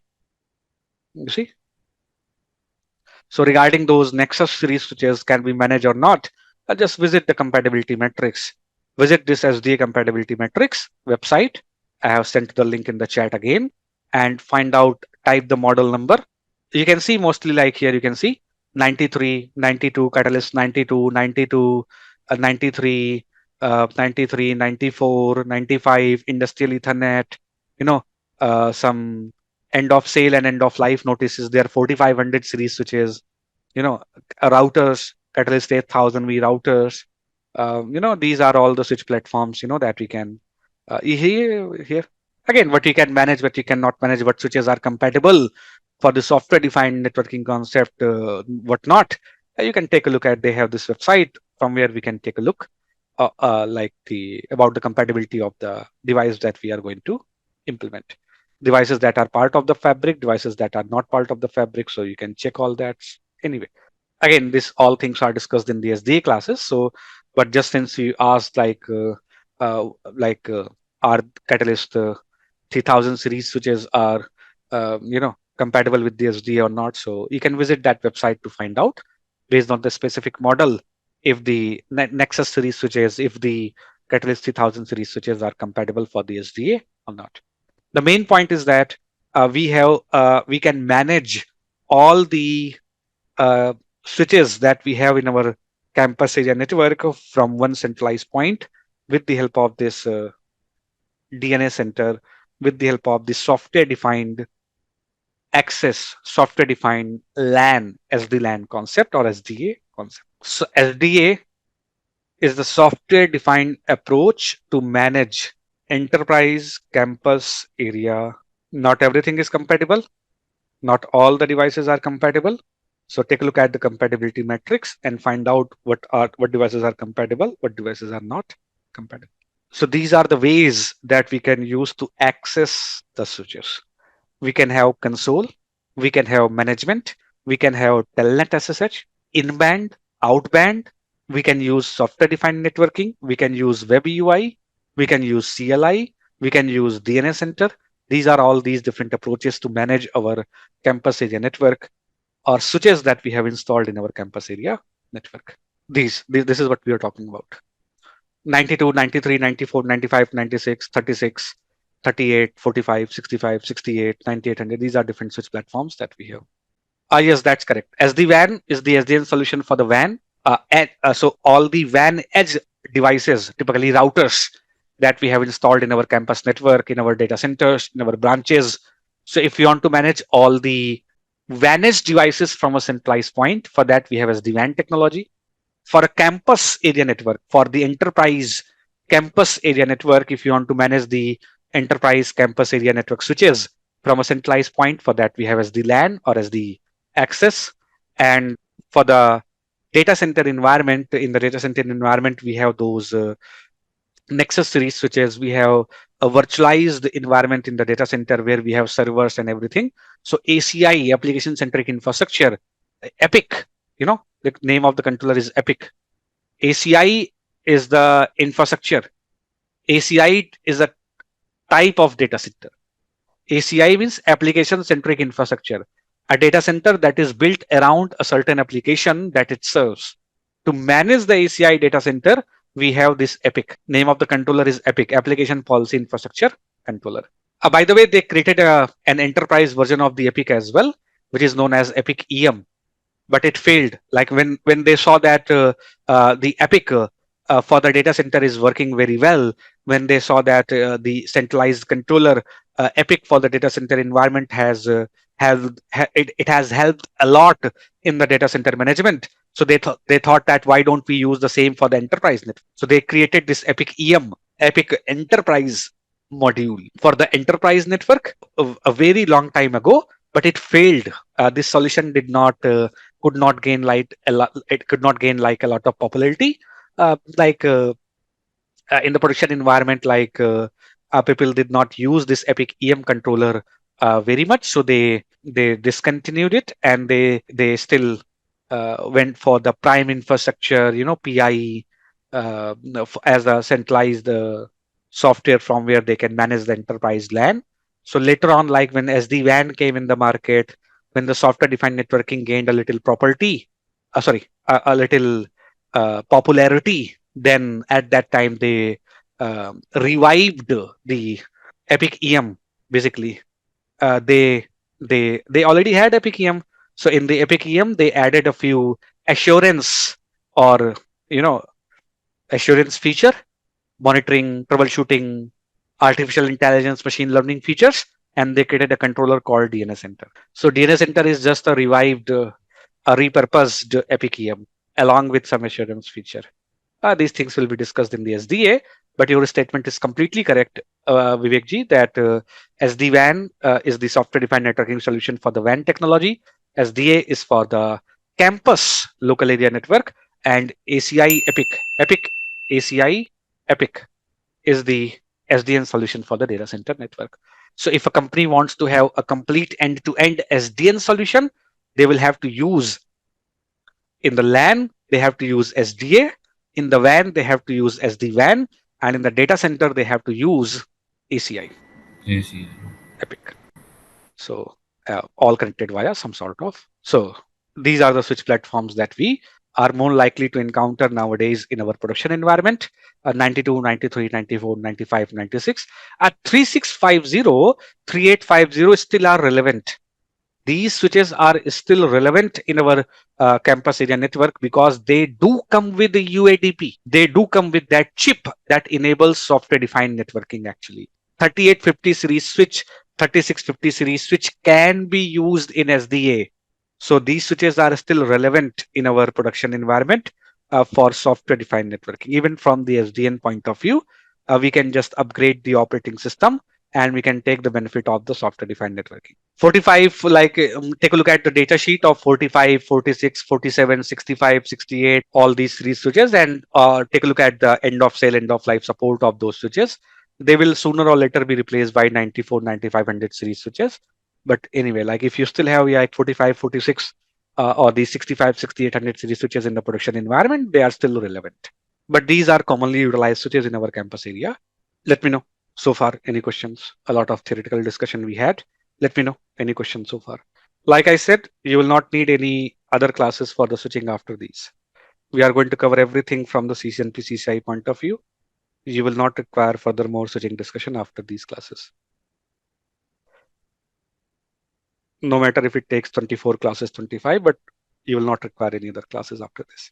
Not at least from the content point of view. Right? Let me know any questions so far. We have not talked about Meraki.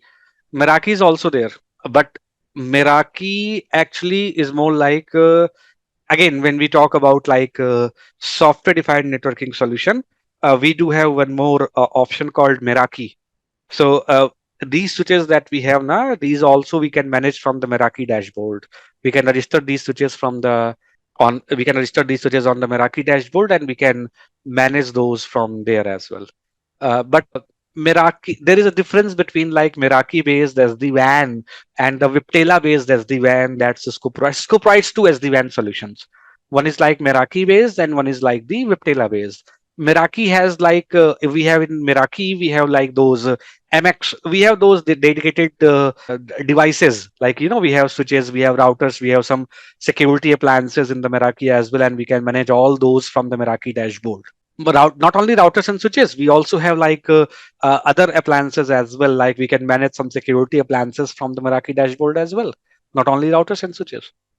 But when it comes to like scalability, when it comes to like the functions that we get in a dedicated Viptela based SD-WAN, dedicated SDA solution, dedicated WLC, for example, to manage the wireless infrastructure, we call that FMC, firewall management, like for the firewall management. You will notice that if you have like a small business, if you have like a small business, like if small branches are there, if you do not have like a large enterprise network, then the Meraki is a very good option.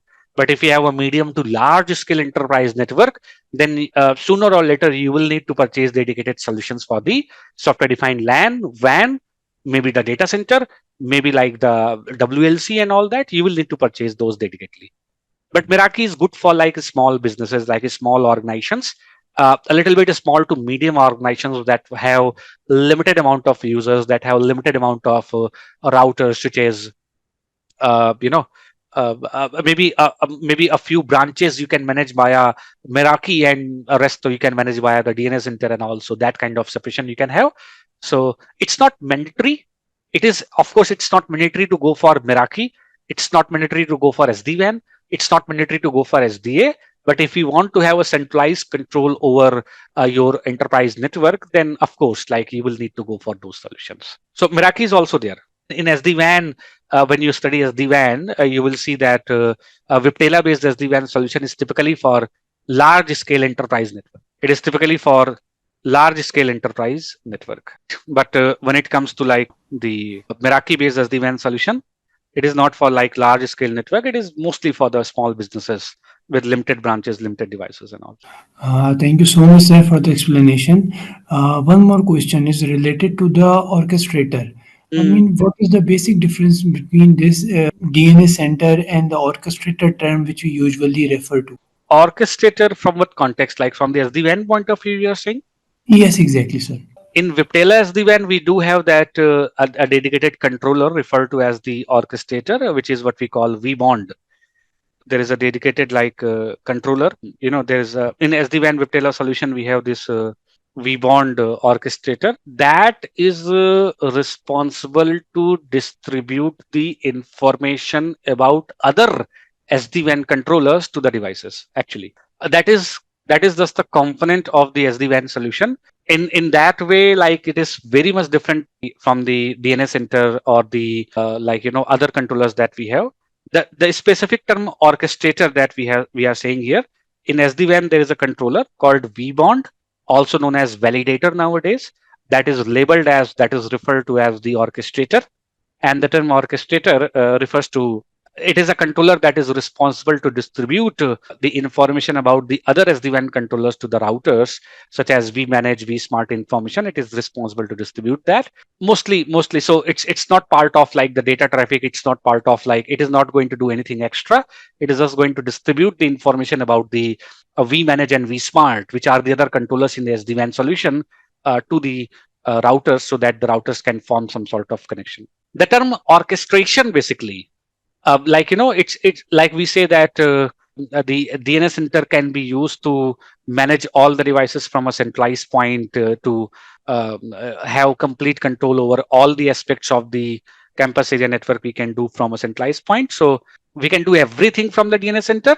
However, the validator, however, the orchestrator that we have in the SD-WAN, it is just responsible to distribute the information about the vSmart and vManage to the routers. So from that point of view, it's very different. A different product, a different work for the same. We can't compare both of them actually. Typically, SD-WAN orchestrator, the vBond orchestrator, or the validator that we call, it is just there to distribute the information about the vManage, vSmart to the routers. However, the DNS center can configure the switches, can create the SDA fabric and all, manage the devices, can do plenty of things. If you want to compare the DNS center controller with the SD-WAN controller, the correct controller that we should be comparing with is the vManage. vManage is the centralized controller from where we can do all the manage device management. So that vManage controller is for the SD-WAN, and DNS center is for the SD-LAN or SD access.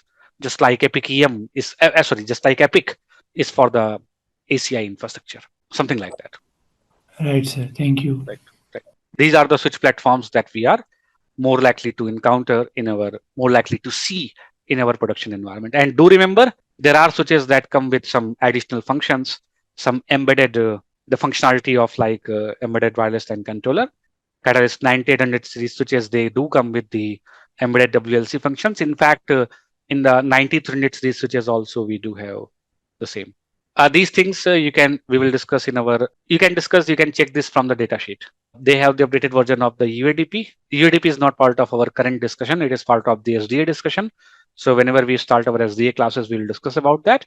But you can refer to the data sheet of the Catalyst 9000 series switches to find out like which version of the UADP those switches come with. So that will be discussed in our SDA classes. Not all. You have to see the support of the switches. There is a command that we can execute on the switches. Just like not all the switches can be managed from the DNS center, You need to find from the product documentation, you need to refer to the data sheet and see what switches, what devices can be managed from the Meraki dashboard. Again, compatibility has to be there.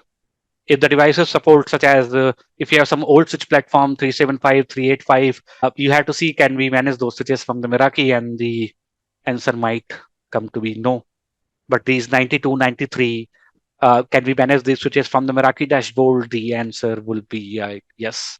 But again, you have to see the support of the that management from the data sheet. It will be clearly written in the data sheet. Can we manage these switches from the Meraki or not? Or you can refer to the Meraki portal, and from there you can see the compatible devices from there. 93 I have seen.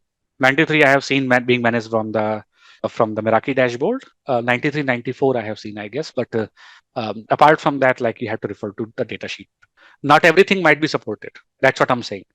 Not all the switch platforms might be supported. Take a look at the data sheet, or take a look at the Meraki portal. From there, take a look at the compatibility matrix and see what switches, routers, firewalls, what devices are supported for the cloud management from Meraki. Again, if we continue that discussion, it will go in the software-defined track. So let's again come back to the switching classes. So these are the switches that we will see in our production environment, typically being managed via CLI, via Telnet SSH, Web UI, maybe DNS Center, maybe Meraki. These switches we can manage as per our requirement using different approaches. Okay. Now, are we going to label these switches as layer 2, layer 3, or multi-layer? That is completely subjective. Nowadays, I personally say that the line between the layer 2 and layer 3 switches is like very thin. Most of the switches that we have, most of these new switches that we have, they do come with the option of the routing. Even if you are going to connect the switch as the access layer switch, 9200 series switch, for example, it will have some routing functions. And later on in our track, you will know why. Later on, when we discuss this, when we talk about the designing the campus network, you will know why. You will know that. I hope things are clear so far.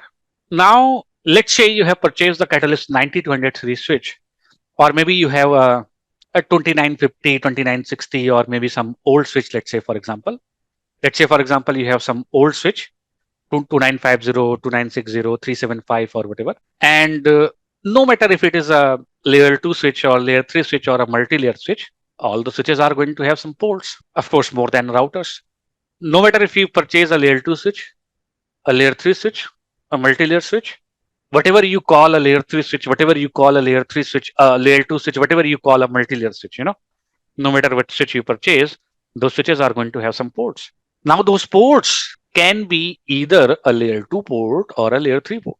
These ports that you see on the switches, these ports can be configured to operate as a layer 2 ports, or they can be configured to operate as a layer 3 ports. These switch ports that we have, switch ports, we call these switch ports as switch ports. We call the ports of the switches as the switch ports. These switch ports can operate as layer 2. These switch ports can operate in layer 2, or these switch ports can operate in layer 3. So here we have a PC. We have a PC here. So this port and this port, they can either be a layer 2 port, or we have this PC and we have this PC. We have this port and this port. They can be a layer 3 port. A switch port can either be layer 2 or layer 3. If you have a layer 2 switch, all of the ports of the layer 2 switch will be layer 2 ports. If you have a layer 3 switch or maybe a multi-layer switch, these switch ports can be configured to operate as layer 2 or layer 3 ports. A layer 2 port is a port that works on the concept of VLAN. A switch port on a layer 3 Catalyst switch can be configured to operate as either layer 2 port or a layer 3 port. A switch port can either be layer 2 or layer 3. A switch port can either be a layer 2 or layer 3. If a port is a layer 2 port, that means the port must be configured with some VLAN membership. So if this port is a layer 2 port, there has to be some VLAN membership onto that port, such as VLAN 9. So this port will now send, and so this port will only forward the data of VLAN 9 out of it. And whenever the data arrives onto this port, the data will be considered part of VLAN 9, for example. A layer 2 port works on the VLAN membership. And you know very well, all the switch ports by default are part of VLAN 1. Layer 2 ports work based on VLAN membership assigned to it. Layer 3 ports, if you convert a layer 2 port into the layer 3, must be configured with some IP address to become fully functional, fully operational. So, what is the concept behind using the VLAN 999? Do we have any special concept behind No, 999 VLAN? no. Is there like any specific documentation on the same? Anything? I have not heard of it. Like, are we talking about like management one? Yeah. VLAN 999, we can have like it is more like a best practice thing. It's not like by default. We can create like VLANs onto the particular switch. We can configure a dedicated VLAN such as VLAN 999. We can make it we can shut it down, or maybe we can suspend it, and we can put those ports into that VLAN 999. But there's no dedicated such concept like VLAN 999 is used for a specific purpose. No, there's no such concept. So it's completely like I can have a VLAN 900, for example. Let's say I want to separate my management traffic from the data traffic. So I have created a dedicated VLAN 900, and I have put my management port in that VLAN 900. And then we have connected some users in VLAN 900. So everyone will be able to take the access of the switch using VLAN 900. My management traffic will pass using the VLAN 900. One thing. Second, all the unused ports that we have. I know that all the ports are part of VLAN 1 by default. And I know that this might impose some security challenge, security risk. An attacker can connect themselves to the particular port that is part of VLAN 1, and then they try to send some traffic. They might try to do some sort of attack. It's as a best practice, we can create a VLAN, any VLAN 777, I will say. VLAN 777, I will say. I can configure a VLAN 777. I can name it like name, XYZ, and I can shut it. I can shut down that VLAN. I maybe can suspend that VLAN, and then I will put all the unused port into that particular VLAN, which basically means like now those ports are blocked. So if any attacker connects themselves onto that port will the port will be of no use. So but there is no default VLAN 999 concept. Again, like not at least in Cisco Catalyst switches. Like no, there's no such concept of that.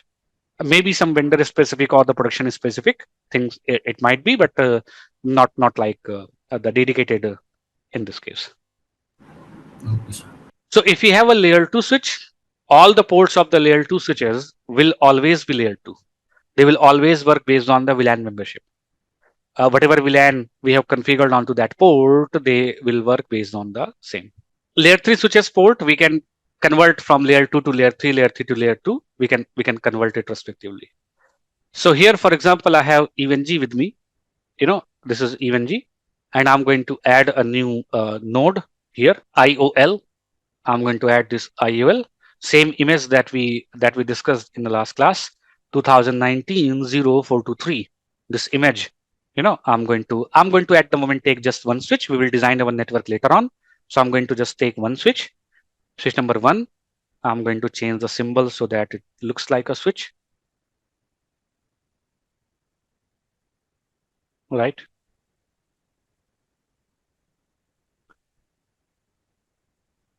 One more thing I would like to clear. Just because it says L2, it does not mean it is L2 switch. Like, this switch can run both routing and switching. The term L2 means switch. The term L3 means router. Do not ask anyone that I want an L3 switch image. This is L3 switch image. The number L2, this L2 means switch. Do not say L2 switch. It's switch. It's router. This L2 image is capable of running routing, by the way. I'm talking about EvenG. I'm talking about this virtualized environment. So this is one switch I have taken here, and I'm going to take a few PCs here. I'm going to take a few PCs here. Right, so node VPC. I'm going to take a few PCs here. I'm going to take like 4 PCs here. And I'm going to connect these PCs, such as here, one PC, then here one PC, and then here one PC, and then here one PC. And this I'm going to connect to the switch, port number Ethernet 0, Ethernet 0. I'm going to connect this to Ethernet 1. So by default, all the switch ports that we have, no matter if we have a layer 2 switch or if we have a layer 3 switch, all the switch ports that we have, these are layer 2. All the switch ports that we have by default, these are layer 2 switch ports. So if I take the access of this switch now, this is switch number 1. I'm going to take the access of this switch, number 1. Yes, Nigamji, yes, let me know. Just one question. Actually, I'm able to boot one switch, but if I select multiple 2, 3 switches, it's all is automatically shutting down in EVNG. What could be the probable reason? Maybe license issue might be there. Have you installed the license? That IOL license is required. Might be some license issue. I will drop you a link, to see how to install the license. Yeah. Okay. If Thank you. That if will if help.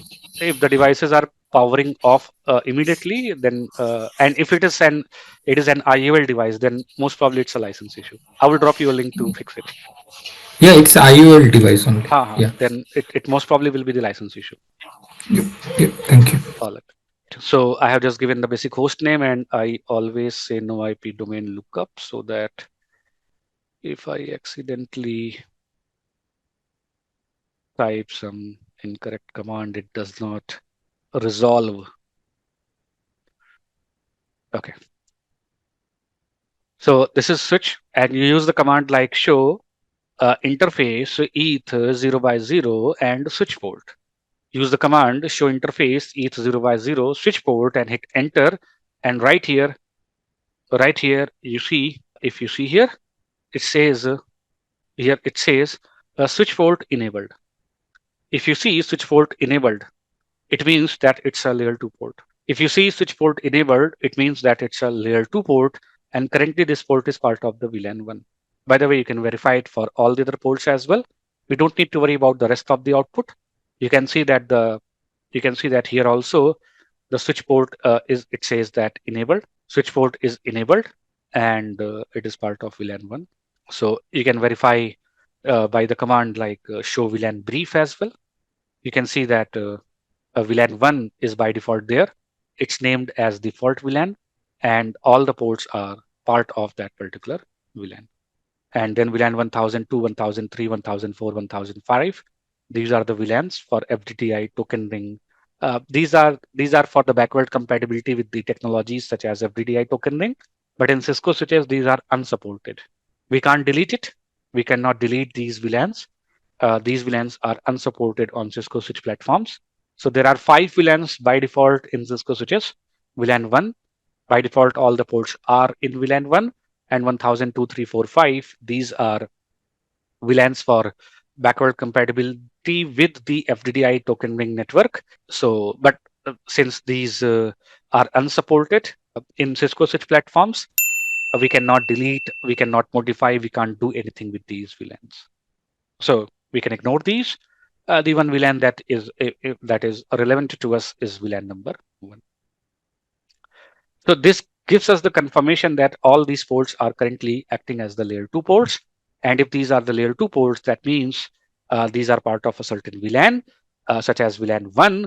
So I will need to go onto this VPC, and I will need to configure some IP 192.168.1.1. I will need to go to this this switch. I'm going to name it like 1.2, and I will go to this VPC 3, and I'm going to give it IP 192.168.1.3. So I can ping 192.168.1.2. The ping is I'm able to get the reply. Why we are getting the reply? Because both the PCs belong to the same subnet, and both the PCs belong to the same VLAN. These ports are layer 2 ports. Layer 2 ports are part of certain VLAN. So the port number Ethernet 0 by 0 and 0 by 1, both are part of the same VLAN. So the switch was able to switch the traffic from one port to other port because they are part of, again, the same VLAN. So this is called L2 port. If you use the command show interface Ethernet 0 by 0 and switch port. If you see that switch port is enabled, if you see that switch port is enabled, it means that the port is layer 2. And if you want to convert the port into layer 3, I want these ports to be to act as the layer 3 ports.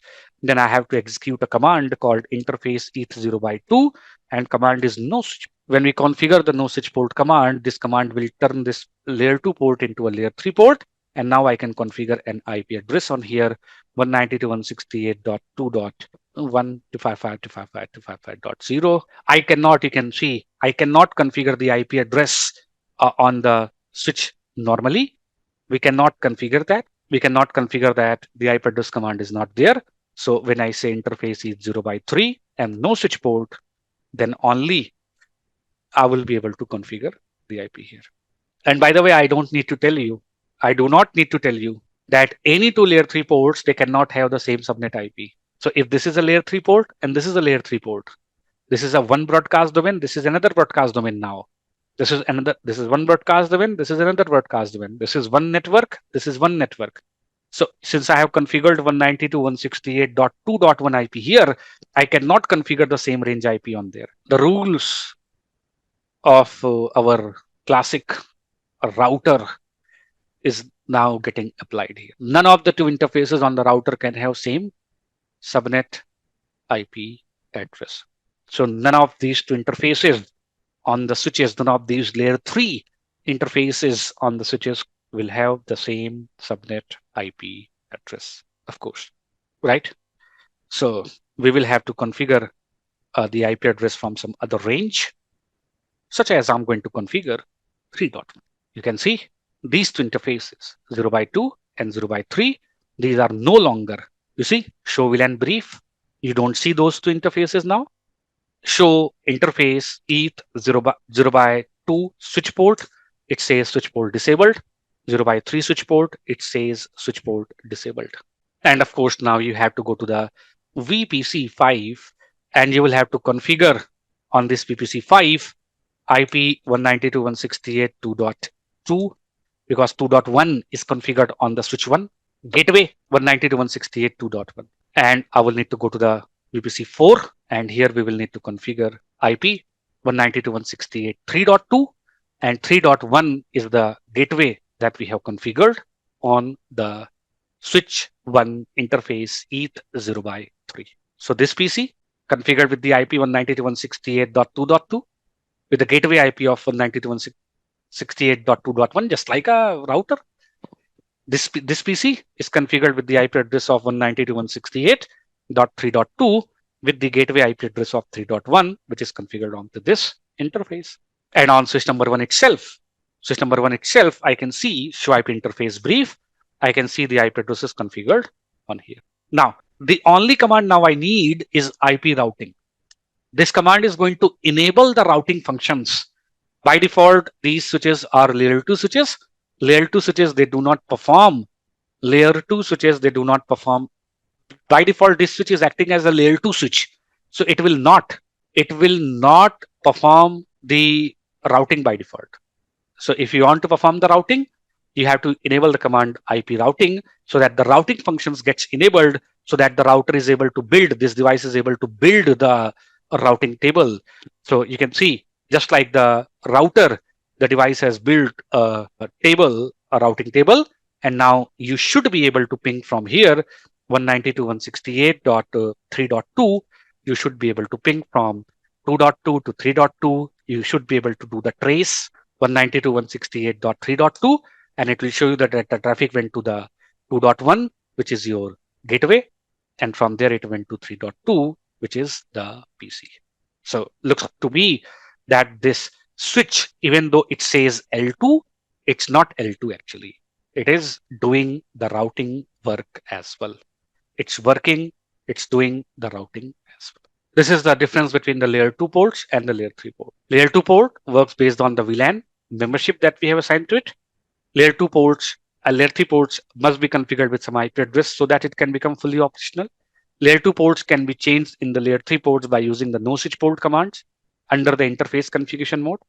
Similarly, a layer 3 port can be changed back into the layer 2 port by the switch port command under the interface configuration mode. So if you want to change back show run interface 80 by 2, if you want to change that back to the layer 2 port, then we are going to use the switch port command again, and then we are going to configure. We are going to lose the IP address configuration, and the port will become the layer 2 port again. So the command switch port no switch port will allow the command switch port no switch port will allow us to change toggle between the layer 2 and layer 3 ports. But remember that every time you do the change, all the configuration of the VLAN and all the configuration of the IP will be gone. So if you are planning to change the port from L3 to L2 or L2 to L3, they always first back up the configurations, and then convert it from L2 to L3, L3 to L2. These commands are, of course, not applicable on the layer 2 switches. Of course, like, ports on the layer 2 switch will always be layer 2 ports, and they will always be configured with some VLAN.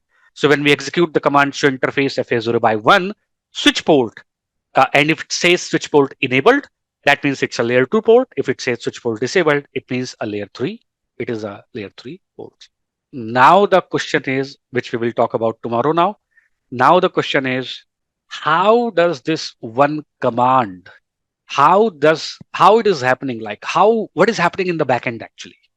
What exactly is going on in the backend process? How this one command is able to change the properties of the port from layer 2 to layer 3? When a port is converted into the layer 3 port, the switch disables STP, BTP, DTP, all the layer 2 protocols it disables. Those ports are no longer part of like any STP. Show DTP on interface Ethernet 0 by 2. The DTP is not running. DTP is running on the interface 0 by 1. So when we convert a port from layer 2 to layer 3, when we do that configuration, when we convert the port from layer 2 to layer 3, switch is going to disable the layer 2 protocols, all the layer 2 protocols such as STP, such as VTP, such as DTP. However, CDP and everything will still be there, but it will disable those protocols, and then it will configure then IP address. And then, of course, we can configure things such as IP OSPF 1 area 0. I can configure like OSPF. I can configure the access list. We can do all the IP related commands now onto that particular switch port. But how exactly is happening? What exactly is the process? What exactly is going on inside the layer 3 switch? Layer 3 switch has the routing engine, and layer 3 switch has the switching engine as well. Route processor and switching engine, we call that. How the packet is getting, how the switch is deciding the packet has to be switched, or how the switch is deciding that the packet has to be routed and then sent to the next device. How is that? How that one command, a switch port and no switch port, how that one single command is changing the property of the port from layer 2 to layer 3 and vice versa. What exactly is going on in the backend? That we will discuss tomorrow. We'll talk about like what happens actually when we use the no switch port command. Again, this thing is relevant old switch platforms to be precise. This thing is applicable for old switches. In the new switches, those iOS XE switches that we have, those Catalyst 9000 series switches, this thing is no longer applicable. But the old switches, in fact, in 3850, 3860, these series switches also, these things are basically not iOS XE. This thing is not applicable. But in the old switch platforms that we have, where we have installed iOS, not iOS XE, there these things are this thing is still valid. So we will see what exactly is happening when we use this no switch port command, what happens in the background, and how this conversion and everything basically happens in the backend. What actually goes on? Does the switch port actually converts into the layer 3, or it is just to show the user, and in the backend it remains as the layer 2? So those things we will talk about tomorrow. Tomorrow we'll continue from here. We will see this. We'll see how this goes on in the backend, and then we will come to the other interfaces that we have. We'll talk about the type of interfaces that we have on our switches.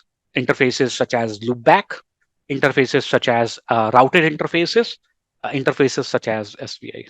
Yes, you can do that. You can onboard Catalyst 9000 series switches on the EVNG nowadays. You can download the image from Cisco and you can upload it. You can basically do the practice on there. But remember, it requires a lot of resources, minimum 24 GB RAM, minimum 24 GB RAM. You can do that, but it requires minimum 24 GB RAM to run one Catalyst 9000 series switch for smooth in 24 GB RAM. When we connect like multiple switches, it continuously throws the. You also require four, I guess like four CPUs minimum, 2 to 4 CPUs you require minimum.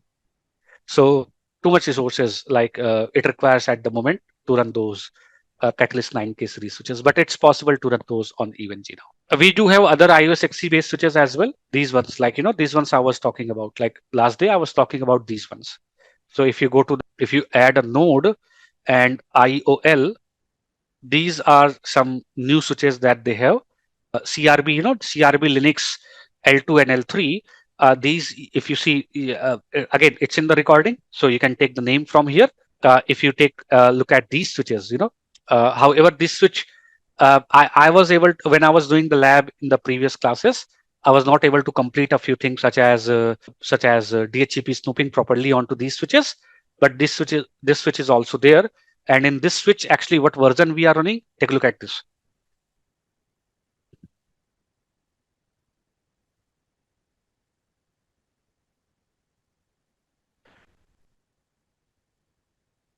But it's not working properly for a few things. So this is a very lightweight image actually. This image is very lightweight image. It runs on like just basic like we can use this one as well. The CRB switches, these ones as well. Just 1 GB RAM is enough. But when I did the lab of L2 security, I was not able to get the proper output on this switch, so I'm not going to use it. This is also you can, for if you want to practice on the other versions of the iOS software. I would say stick to 2019-0423, the image that we are using. If you want to practice on the iOS XE, use CSR router. If you go for that iOS XE switch, 9K series switch, it requires a lot of resources. So if it is possible to, if you have that much amount of resources, minimum 24 GB RAM at least, minimum 4 CPUs at least, then you can run those on your local platform, switch platform. Otherwise, you will not be able to do that.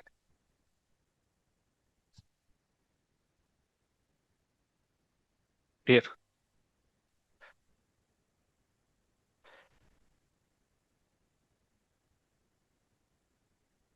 4 CPU and 18 gig minimum. 24, 32 for smooth operation. I would not recommend you to do that. We'll continue from here tomorrow. Tomorrow we'll talk about our the things that happen in the background regarding that when we convert the L2, L3 ports, what happens in the background. We'll talk about that, and then we'll talk about other types of switch ports, other type of ports interfaces that we have on our switch platform. So one question: Yes. if a port from particular switch is part of both the VLAN and L3 port, so It can't be. It cannot be. no. Actually, I've seen that in my production device.